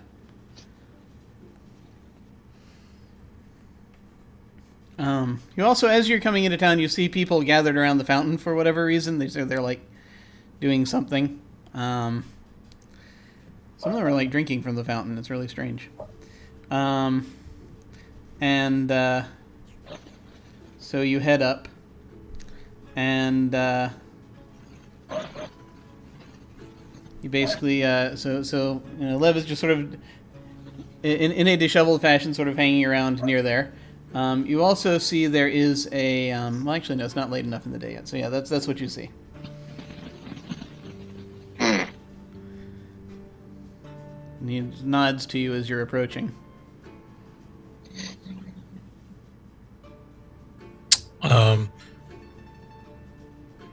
Hill is going to look uneasily at the gathering of people at the fountain and think about the words that crazy fella mentioned about who's running the town, and getting the sinking feeling that they are indeed about to find out. So he's going to motion Lev to go into the inn, hopefully make sure that no one sees them coming back. Yeah, he kind of gives you a nod, and he goes in. Yeah, I think McCready's also going to go into the inn. Okay. So you're coming back into the inn. It's still it's late morning at this point, and Yelena is kind of sitting over in the corner, corner knitting. Galina is behind the bar. Actually, no, she's sort of sitting idly at the piano, just sort of kind of tinkering with it a little bit, but not doing much. And she looks up and sees you. I think I'm going to go over to Galina. In a couple hours, the rest of us are going to head out to that crash. Oh, yeah. And once we get back and gear to leave, then quietly looks over to Yelena, then says to her, "Your grandmother wants you to come with us." What? Why? She doesn't think it's safe for you, I guess. We are going to have this out And she stands up and she goes over and into the corner, and there is an argument that happens in Russian. And after a moment, Yelena sort of just stands up and starts heading to the back, and Galena follows her, where they continue arguing. And I want to pry. Mitchell's gonna head to the collective room. Yeah. Not many people are here right now. But yeah, Lev is kind of sitting, is kind of trying to sit unobtrusively in one of the booths. Trying not to look sinister. Well, he doesn't look sinister, but you know. Doesn't look quite like he's supposed to be there. Yeah. So on his way to talking or to sitting down with Lev, Hill is going to put his arm or put his hand on McCready's shoulder and says, "Boy, you need to learn a little thing about discretion, and you get better hand at this thing they call diplomacy.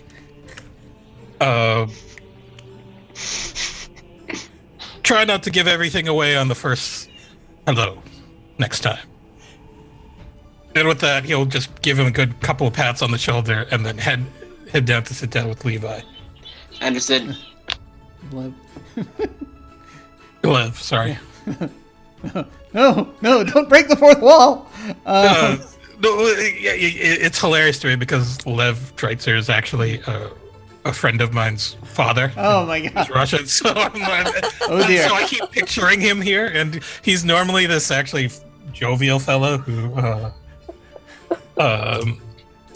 yeah, is just really funny, and I just think this is hilarious. This feels weird. I had. There's a person that I am basing Lev on in my head, and it's probably not anything like what you're. But in any case, yeah. So you head over. Does everyone else, or is Harold going over alone? But he's going to go over alone. All right. Lev sits down. Lev is still there, and he says,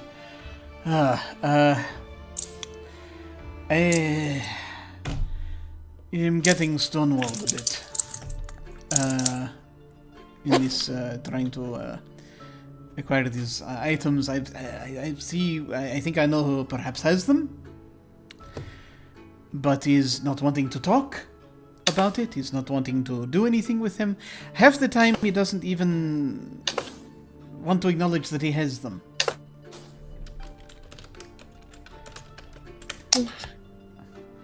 I do not. Who is this fellow?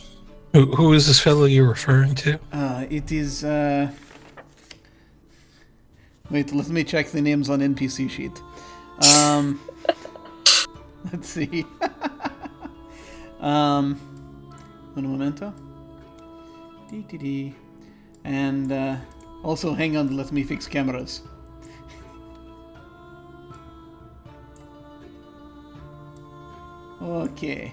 Okay, that is done. Now,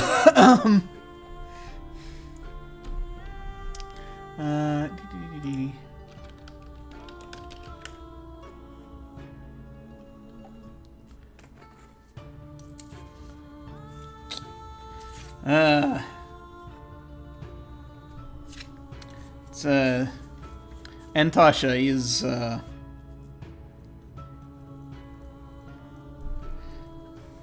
he's the tailor. Ew. I figured out he has a collection. I remember now he has a number of these. I figured it out, right? I thought I'd seen the bits of them before. But as I'd found some of them from not far from his shop. I go to his shop, and Antasha is difficult.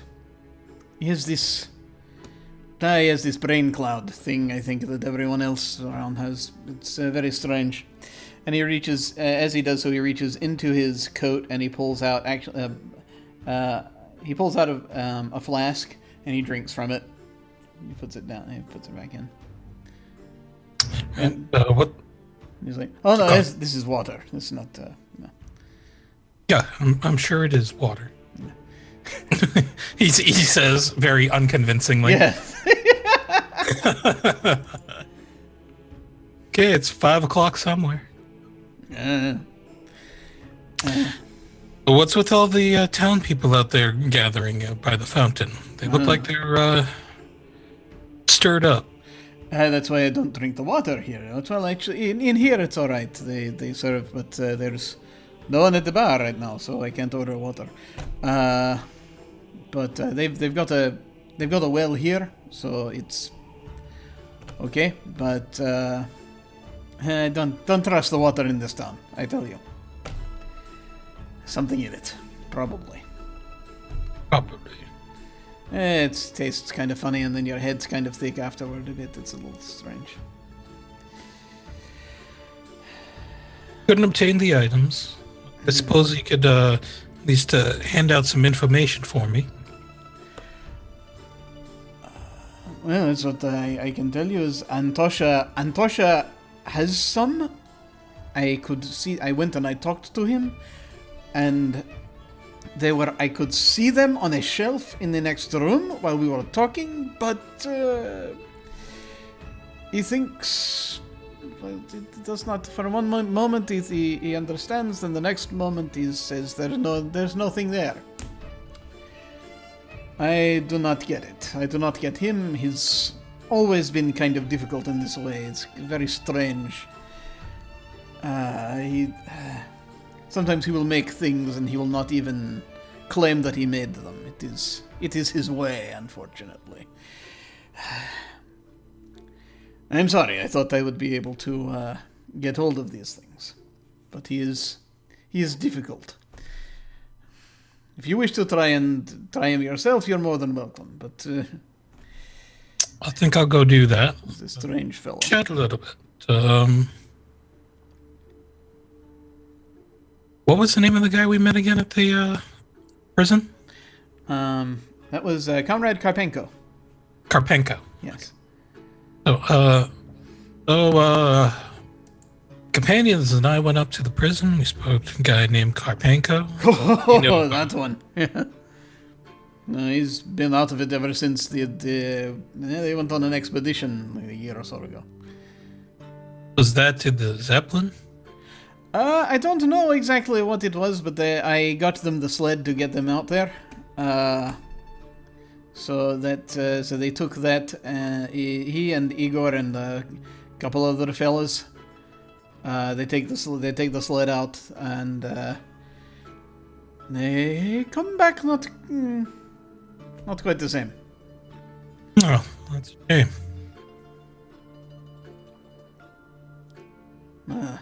Was he making any sense? Absolutely not. And but I just thought I would ask and see what your take is. He did mention something though about asking us if we knew who runs this town.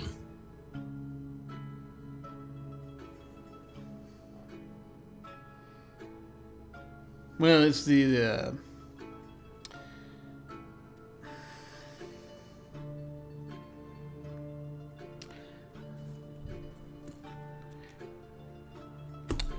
government doesn't really look in on this place too much.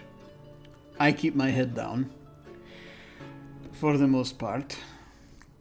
So is this kind of a tug of war going on between the church and the government? They're not really too involved. They're mostly at the fort.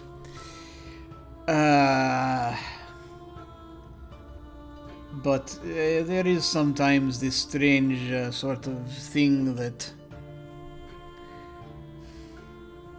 if you're talking, people will go out and they will start drinking from the fountain for some reason. Things like that do happen. I am not sure what is causing that. I do not wish to know what is causing that. Because, to be perfectly frank, they... often when they are in that state, they loosen their purse strings.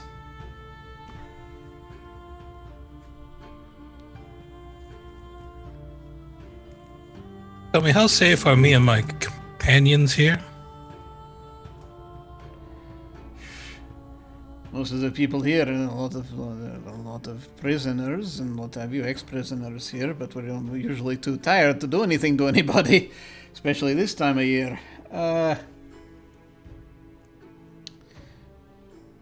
How do you mean, safe? That's not what you're talking about, is it? No, I have a feeling that there's someone who's going to be actively working against us, and that suss things out and see what we need to plan on our expedition. You know, I'd half expect the tailor actually knows something, but it's his... it's like he doesn't want to know it, you know? That's what you ask a lot of people around here. There are things they don't want to know. If someone is directing them to do something, it is difficult to say.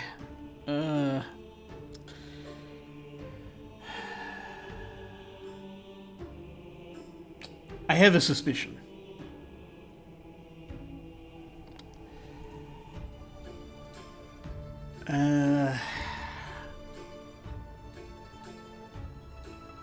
I can't prove anything, alright? But if I were to make a guess as to who is pulling the strings, I might think it's actually Barbashev. I know that sounds perhaps a little crazy. There is a lot he does that people do not see. That much I have noticed. And if it's not him, I think he knows who it is. But have you noticed everyone in the town seems to set their watch by him? I think there's a reason for that.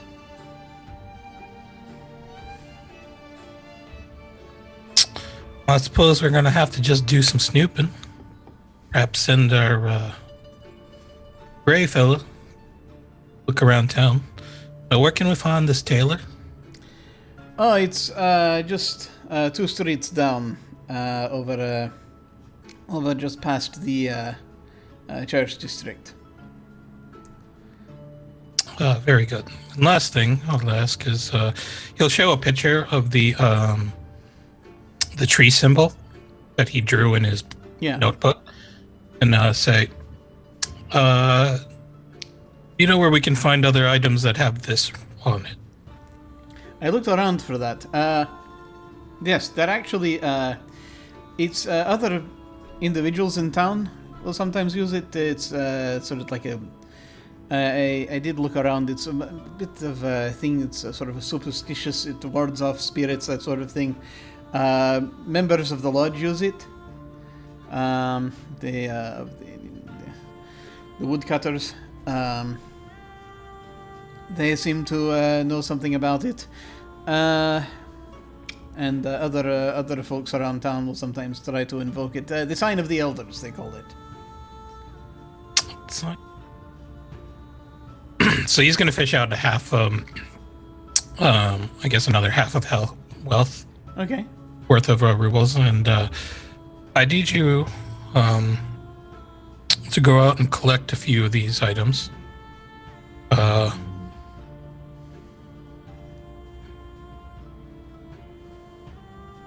Say 6 items with this rune, at least, if not more. Use this money to pay for these items, and you can keep whatever the difference is. At least 6. 8 would be lovely.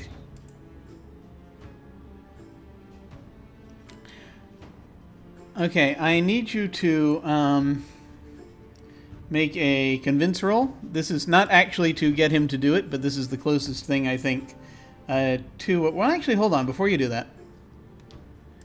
Sorry, hang on. Let me just double-check the... Just double-check the things here in case there's one other thing. No, we'll go with,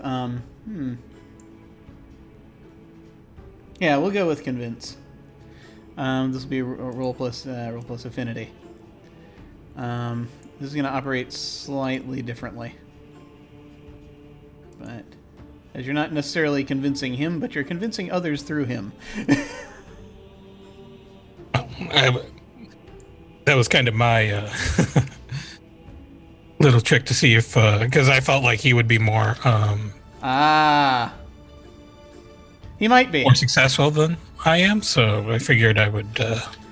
He might very well be. I just kind of want to figure out the degree to which he is successful. He is on a slightly higher scale. Okay, so let me see here. So 7 to 9. They'll probably, some of them will need more concrete assurance. Okay, so that just gives me an idea what kind of items he's going to be able to get. Items that require concrete assurance when he purchases them. So he'll say, I'll see what I can find. Thank you. And is that all you want with him, or Yeah, that's all I. All right, need. so he takes it. So what are you fellas doing now? I think Mitchell's gone up to the room and just so he has it. Takes his shotgun and puts in one of the little strap holsters they can just tuck in under his jacket, and then he's gonna start flipping through the notebook, trying to find something on Theodore Barbashev. Okay.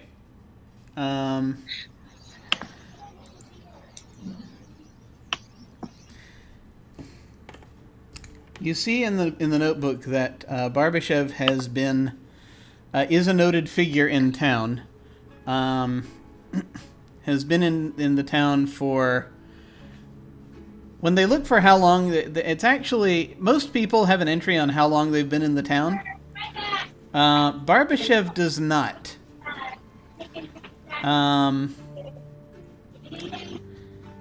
He actually, but it's clear that he's been here for quite a while.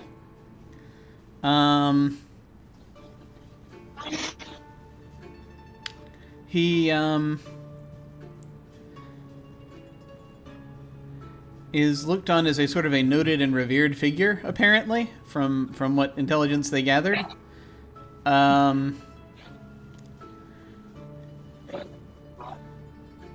Someone noted that he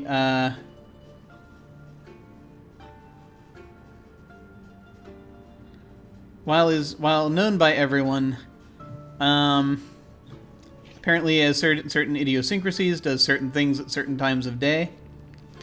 Does not drink from town water supply. That's another thing that is noticed. That I noticed. Yeah. All right.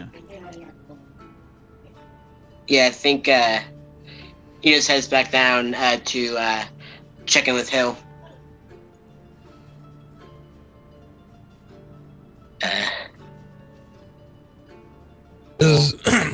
What is it? What can I do for you, son? I think we might have to look into Barbashev. Some of the stuff that some folks told me in this seems pretty suspicious. Figured all of that while you were sitting up in your hotel room? I brought some reference material, and he's holding a notebook. So Hank Hill's going to raise a skeptical eyebrow and then say, well, I guess that sort of lines up with what I heard from my associates. But right now, I think I'm going to pay a visit to the tailor, and he's going to have the dolls that he picked up, and be like, "Yeah, have to go see about a few dolls. Do you want to come with?" Sorry. Might as well. Yeah. No reason not to. Well, of the two of us, you're the only one who knows how to use a gun. So. That is true. All right. So I guess that's the next step. Do you want to bring, let me also ask, for security purposes, do you wish to bring Charlie with you? Oh, God, yes. Okay. He will come with you if you so desire. Yeah. He's been quiet ever since the fort, actually. Usually he'll be randomly saying various things that we have not necessarily roleplayed, but since the fort, he has not said a word.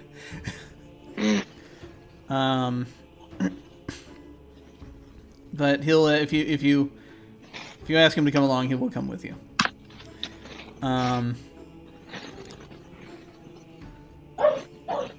So you head over to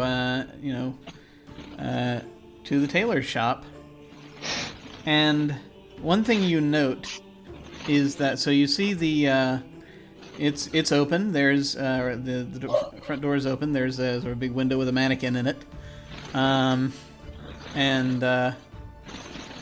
with sort of what looks like actually a couple of they sort of big furry suits and things, and then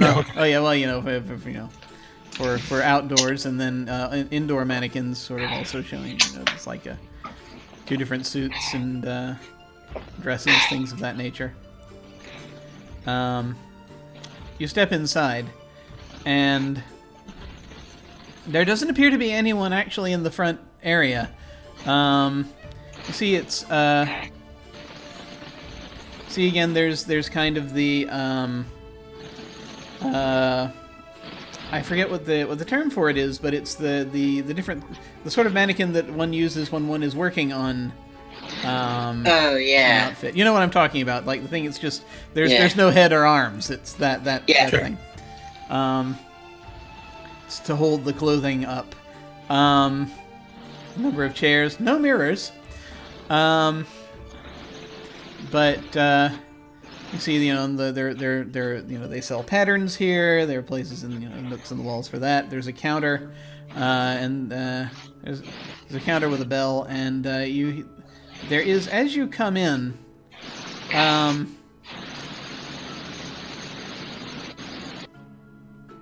it's a little strange that you don't see anybody.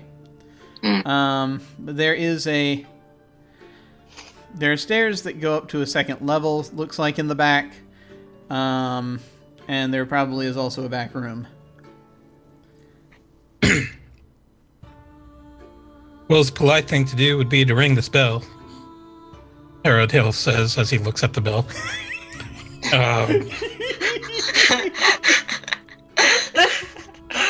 But I think I'm just going to take a quick peek into this back room. Poke around, please, sir. So he's going to say, "Hello, anybody there?" But he's going to say it really softly because he doesn't really want anyone to answer that. As he pokes his head into the back room, and take a peek, see if the things that Lev mentioned are still there. All right. Go ahead and make your roll plus luck. Which one am I rolling this time? Luck. Luck. Oh. Roll plus luck. Let's poke around. Could possibly go wrong. What could possibly go wrong? You got a 9. You may either find a hidden area / threshold, in or out, keeper's choice. You may find a minor item, keeper's choice. Or you may determine a physical hazard present. If none, you find that out. So one of those 3 things. I'm sorry, what were the three things again? Okay. You find either a hidden area / threshold, a minor item, or you find out if there is a physical hazard present. And what that is if you use it. Let's go with hidden threshold. A hidden threshold? Okay. So...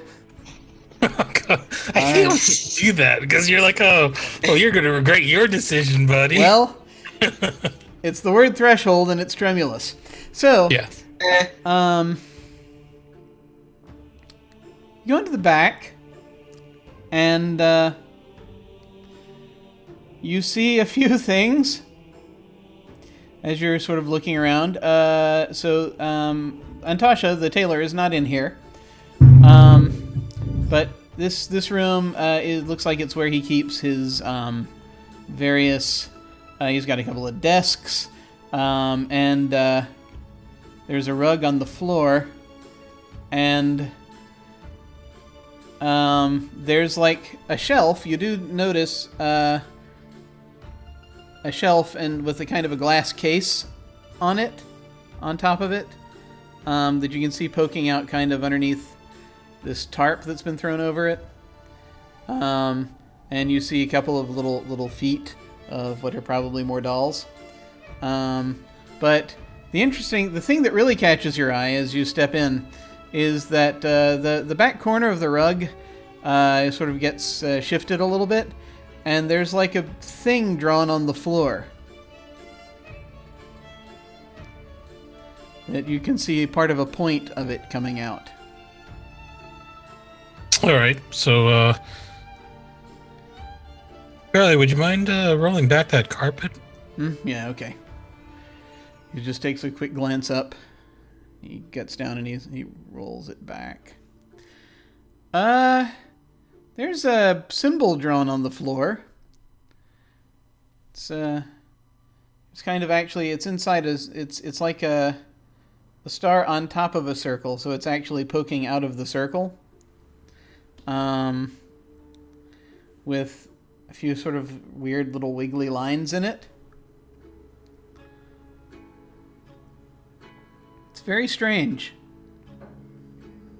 Can I cross-reference it with the page that Archenko had? Yeah. It's not the same symbol, but it's close. Oh. McCready, you are in the sort of still in the lobby area. Yeah. And as you sort of have come closer, you realize that you can hear voices upstairs. You can't make out what they're saying, but it is two men talking to each other. As Harold and Charlie are there in the back room, that when they go into the back room, the voices have continued, and then they stop. And then you can hear across the floorboards as though someone's walking toward the stairs. Yeah, I think I'm going to position myself closer to the end, to the bottom of the stairs, and just kind of act as if I'm perusing. Okay. You see a sort of spindly fellow come down the stairs. He's wearing a suit and glasses,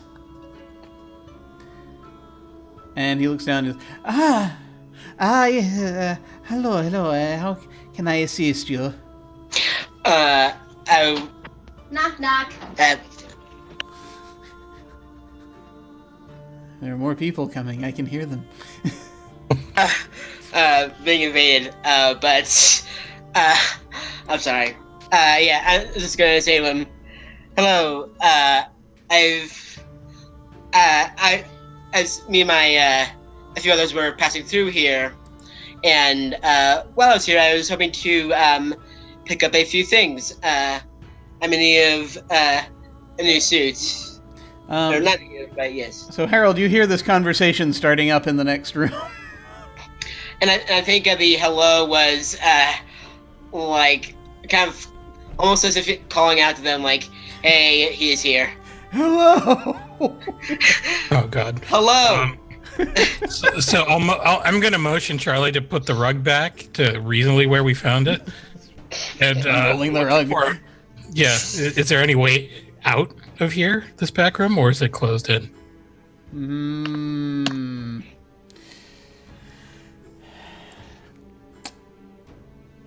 So there's a window. You think you'll be able to get out the window, but Charlie will not be able to get out of the window. So, all right. This is what I'm going to do. I am going to, start making my way out of the window as quietly as I can. And then once I'm through, I'm going to hand the arcane page to Charlie and hope that it activates when he looks at it.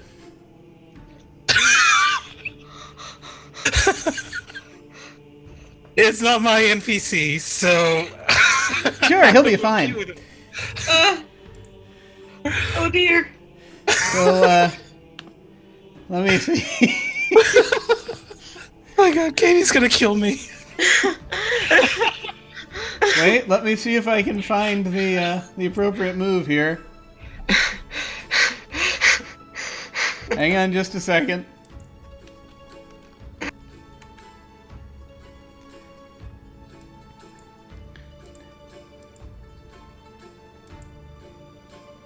Oh, here we go. Rituals, rites, and whatnot. Excellent.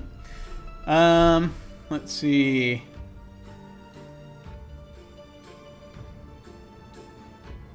Do you have any lore points right now? I have one. Okay.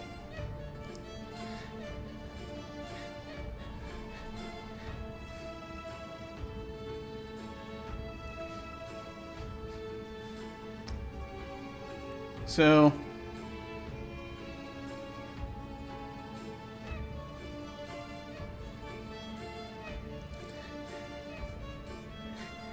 you may activate the spell if you spend that lore point. Otherwise, you will have to make a roll.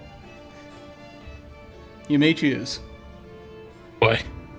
What do I want to do? Let's be on the safe side, I guess. I'm going to spend that lore point. This is only if I don't get caught escaping out the window, by the way. Do I have to roll anything to go out the window without alerting anybody else? Well, right now, let me see. Well, right now, I mean, I'd say this is a time to act under pressure. So yeah, let's go ahead and do that. Let's determine that first, and then Okay. we'll see how this goes. Act under pressure was That's, reason? Reason, yes it is. Oh, look at that! Oh. So, I am not getting any good rolls today. So let's return then instead to. So you're not going to dig out the page then, I presume, if you. No. Okay. That would have been so much fun. Let's I know. let's go back to the conversation in the next room. As he's sort of coming down. Yes. What is it you're looking for? Oh, nothing too extravagant. Just a simple shirt, vest, jacket. And then I think if there's a mannequin that's like you would have to look away from the back room to look. Something like this would be pretty decent. I really like the stitching on the vest. It's quite an interesting technique. Yeah. So,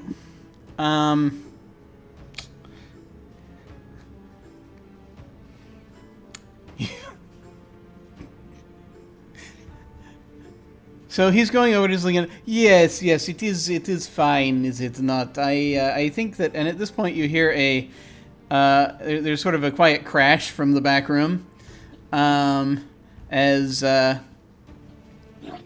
in attempting to get the window open, you actually ended up knocking a box of pins off of a shelf nearby. Or Harold did. So the tailor just sort of looks up and he says, "Excuse me for a moment, please." And the door opens to the back room, and he sees this sort of guy, this spindly fellow, looks at the two of you. "Can I help you, gentlemen?" If I may interject, I think I would have let him walk away for a few feet, then slowly begin to follow him. Okay, yeah, you're behind him when he gets up to the door and does that. Oh, hello. Hi, we were looking for the tailor, and quickly. I am not out there, he says, pointing at the window. Yes, I do realize that. I am in here. That is true. And then he's going to try to change the subject really quick by fishing out the two dolls that he has and hold them up and like this. Hey, dare to talk about some dolls?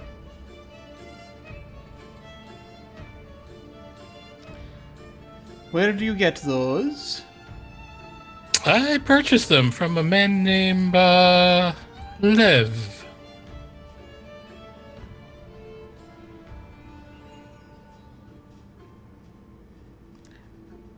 I've never seen them before. Well, this would be a great time to talk about them. Let you show them in a little more detail and perhaps discuss them a little bit more and detail, and perhaps you could tell me a little bit more about the craftsmanship and the history. I don't know anything about those. Oh, really? But I find that very hard to believe. He says as he's standing in the middle of breaking and entering.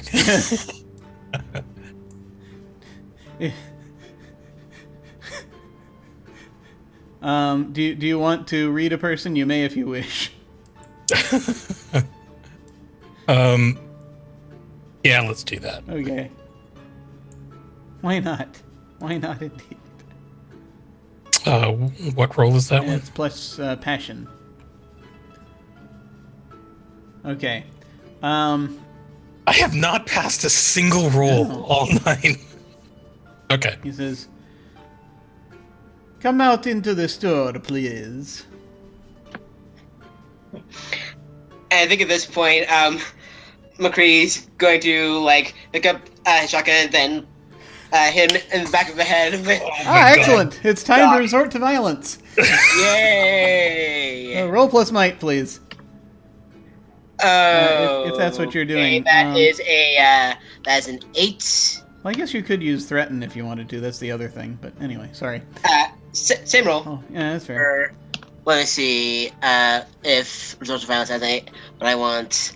I think. I take definite hold of it if possible, and then you want to take definite hold of his consciousness? Is that what we're looking for? Yes, I think. Okay. And possible, and just because I have it, have the option, dismay or whatever. Yeah. So you bonk him on the head, and he goes down like a sack of potatoes. He's now on the floor. Oh God! Dang it, Mitchell! I think. Was he alone? Is there someone else? You hear someone coming down the stairs. Shit. He's gonna point Charlie. He's gonna point to Charlie and point to the stairs. So he gets into a... Charlie takes up a defensive position. He gets into a corner. He pulls out his gun.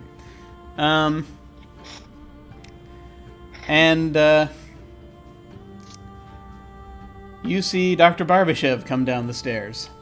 Oh my freaking god! Okay. This is fine. So, Barbashev descends the stairs. Just sort of drifts down them. He looks at you. Looks at Harold. He looks at McCready. He looks down at the floor. At the tailor. He looks back up. He looks back up at McCready. Did the fitting go wrong? I think we're just going to have a little bit of a discussion. Mitchell, would you mind closing the door? Front door, that is. Yeah, then, like just if there's a lock, locks it, flips the open side to closed. He doesn't seem to really care that you're doing that. He comes down the stairs. He sees Charlie with his gun. He doesn't seem to care at all that he's pointing a gun at him. He comes forward. So, you wish to talk? I am happy to talk.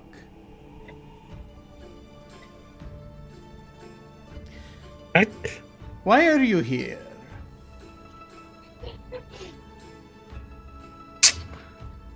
Well, I just wanted to find out some more information about these dolls. So little That's my story, and I'm sticking to it. Looks rather like your means of discovering these things are a bit violent. You'll have to excuse my young friend there. He's a little excitable.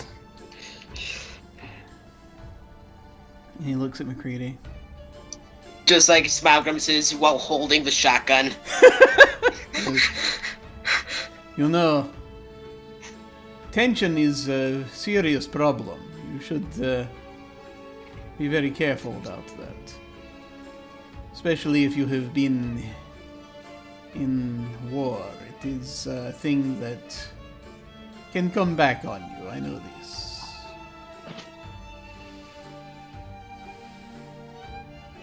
I'm sure. He heads over to he pulls out a chair and he sits down. So you just come in here looking for dolls. Why did you hit poor Antosha? What did he do? I think it was just a little bit of a misunderstanding, and Mitchell's elbow just happened to be in a position in which he might have turned and bonked his poor head. Huh.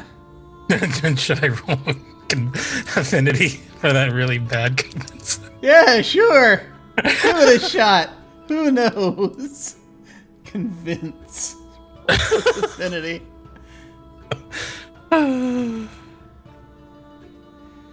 So let's see. They can. Well,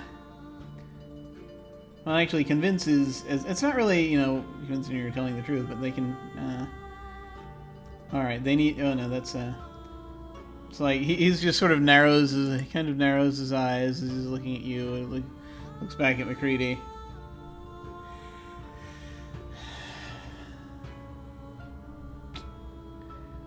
You're down here, and he's on the floor, and you've got guns, and I'm a little concerned, perhaps, about your motives. You surely can understand why. That's a perfectly reasonable concern, Doctor. Well, I'm glad we understand that much.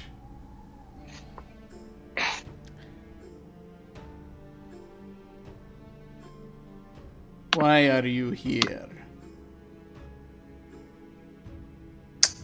And you get the sense he's not talking about the tailor shop.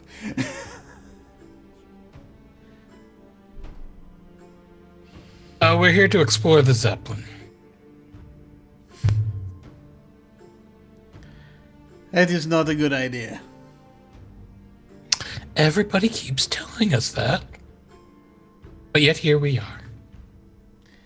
Well, on the other hand, it might do something, I suppose.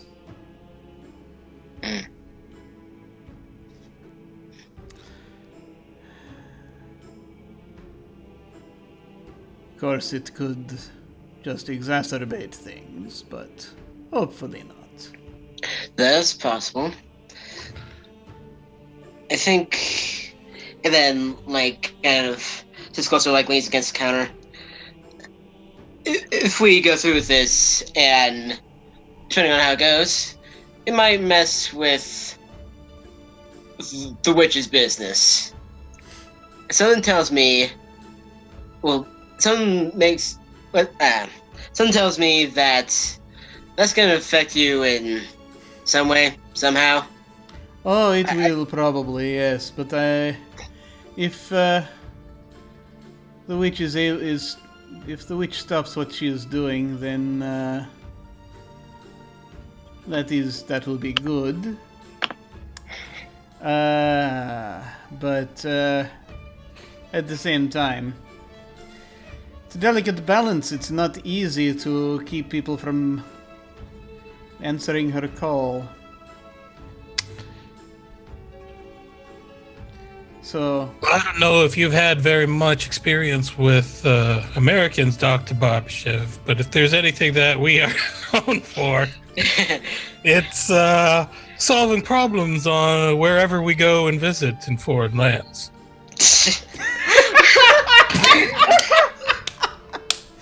that's our specialty. I know. I can't even say that with a straight face. But Oh my god. God bless America. So yes. So perhaps if we... you can see he's actually trying not to laugh. But Hank Hill is completely serious about... Harold Hill. Fourth wall. Harold Hill. Hill is very serious about solving problems with a capital T.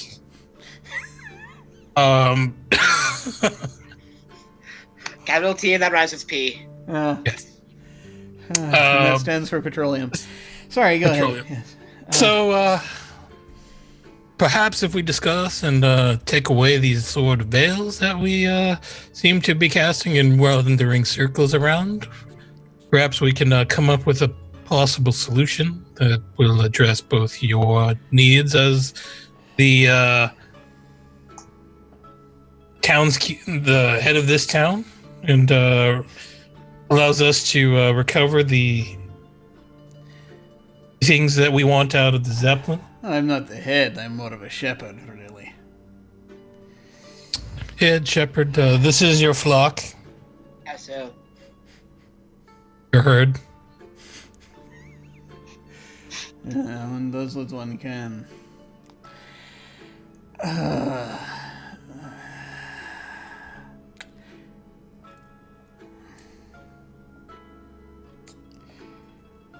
The witch, if you go... See, the witch has got some of the townspeople working for her, so we're under her influence out there. She has a problem. She was not always like this. It was more recently that her she was interfered with, and that unfortunately that was a mistake that I made, but I've been trying to hold things down ever since.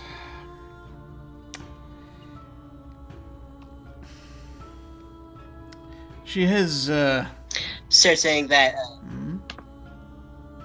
Go ahead. She has access to the library that is causing her problems. Or, well, the books. She has access to the books. This is the problem. The books that were in that Zeppelin.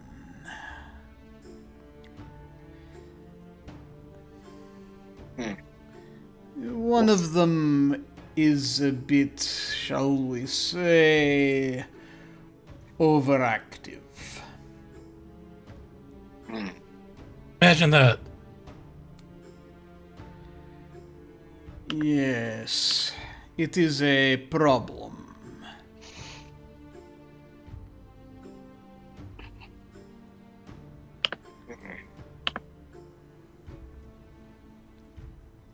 Unfortunately. Yes.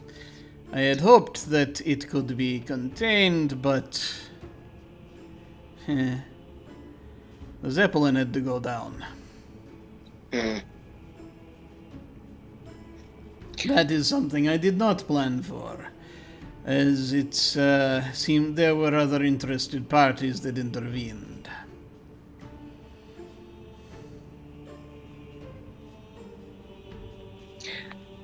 Well, thankfully, the whole point of why we're here is to remove those books from the equation. So hopefully that'll loosen things up around here. In what way are you planning to remove the books? We go to the truck. Zeppelin. You're going to take the books with you. That is our current plan, yes.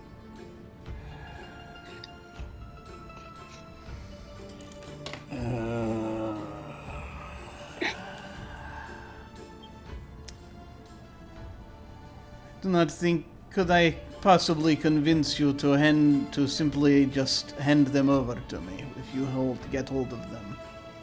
I mean, they'll probably kill you, but if not, you know, I can probably have things to offer. Tell you what, assuming we get those books back, you can meet us on the plane and we can discuss things further there. And if we come to agreement, perhaps we can deliver those books to you. If not, we'll go our separate ways. Yeah. I guess it's going to depend on how much help we can expect from you to in this endeavor to recover those books. I personally cannot get close. She can tell when I'm coming, but I can tell you a few things. It is one of the books. It is driving her mad. It is, well, in a sense, it started to, and then she was inhabited, because it tended to open things up.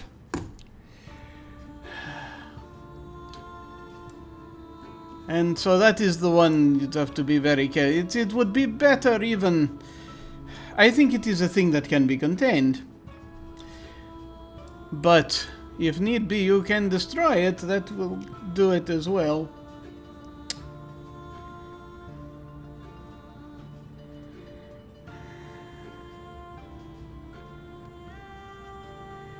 The rest of the books are safe to... Well, safe is an interesting term for it, but that one is not safe around, it seems, anyone. Could you describe the book for me?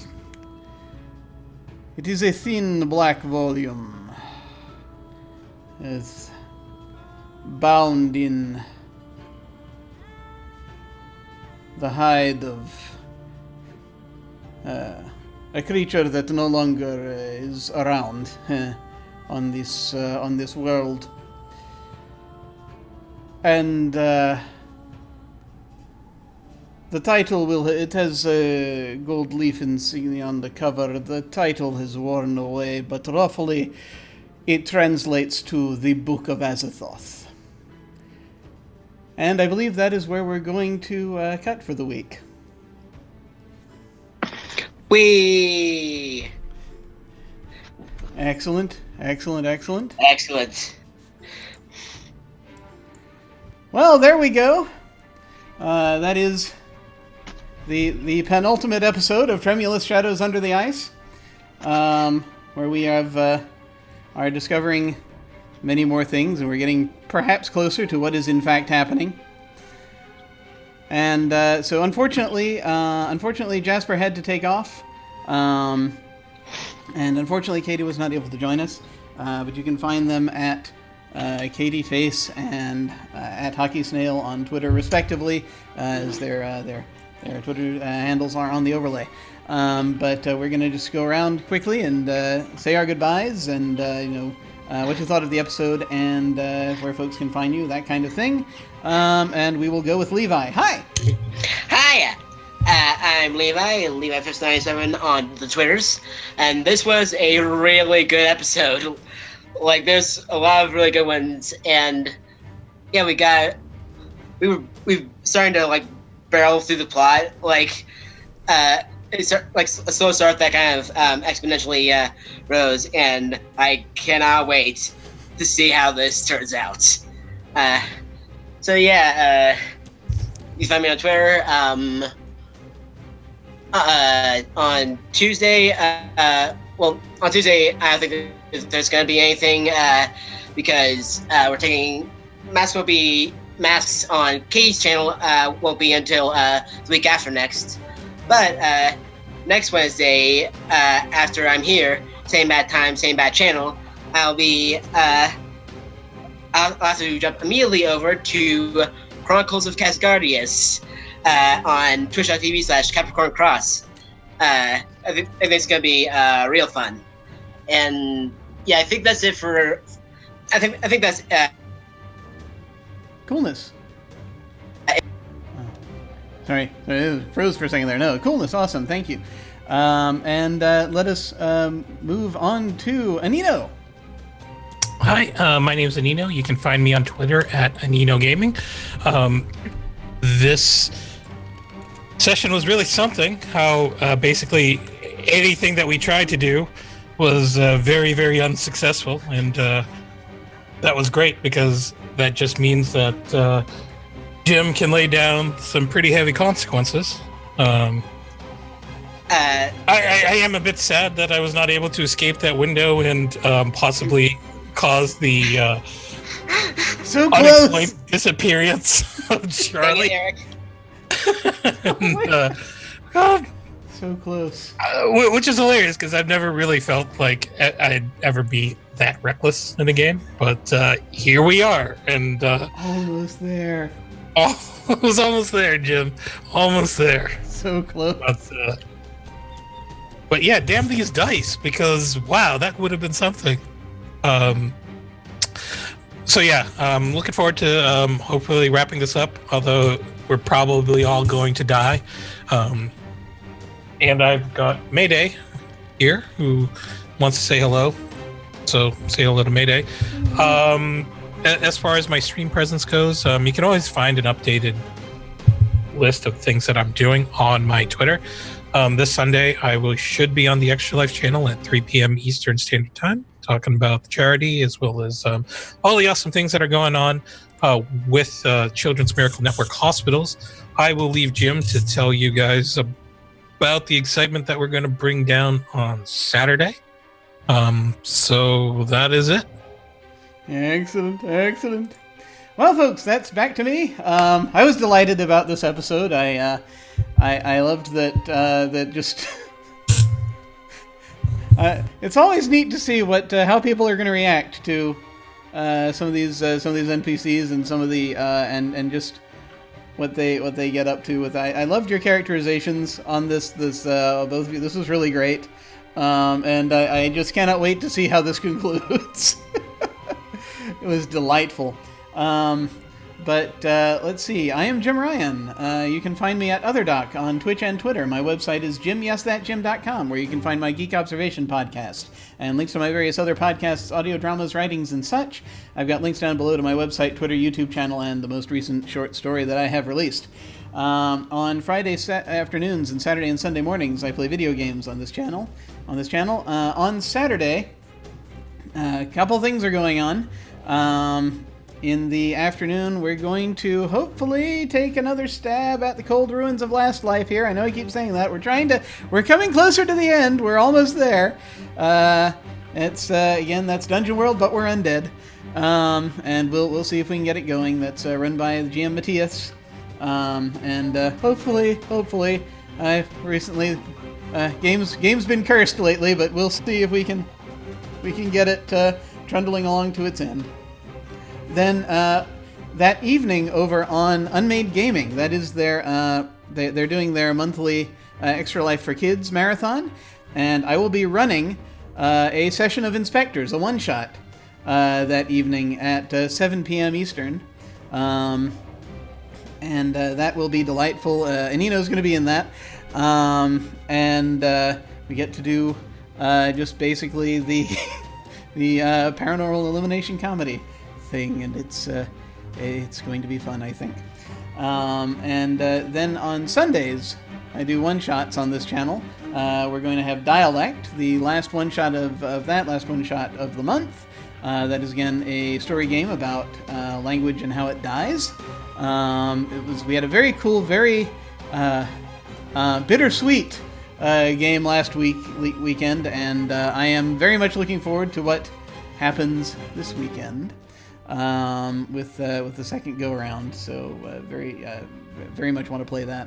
On Mondays, I am running an Inspector's campaign on Katy's channel over at Katyface, Katyfaise. That is on Monday afternoons at, I think, about 3 p.m. Eastern, if I recall correctly.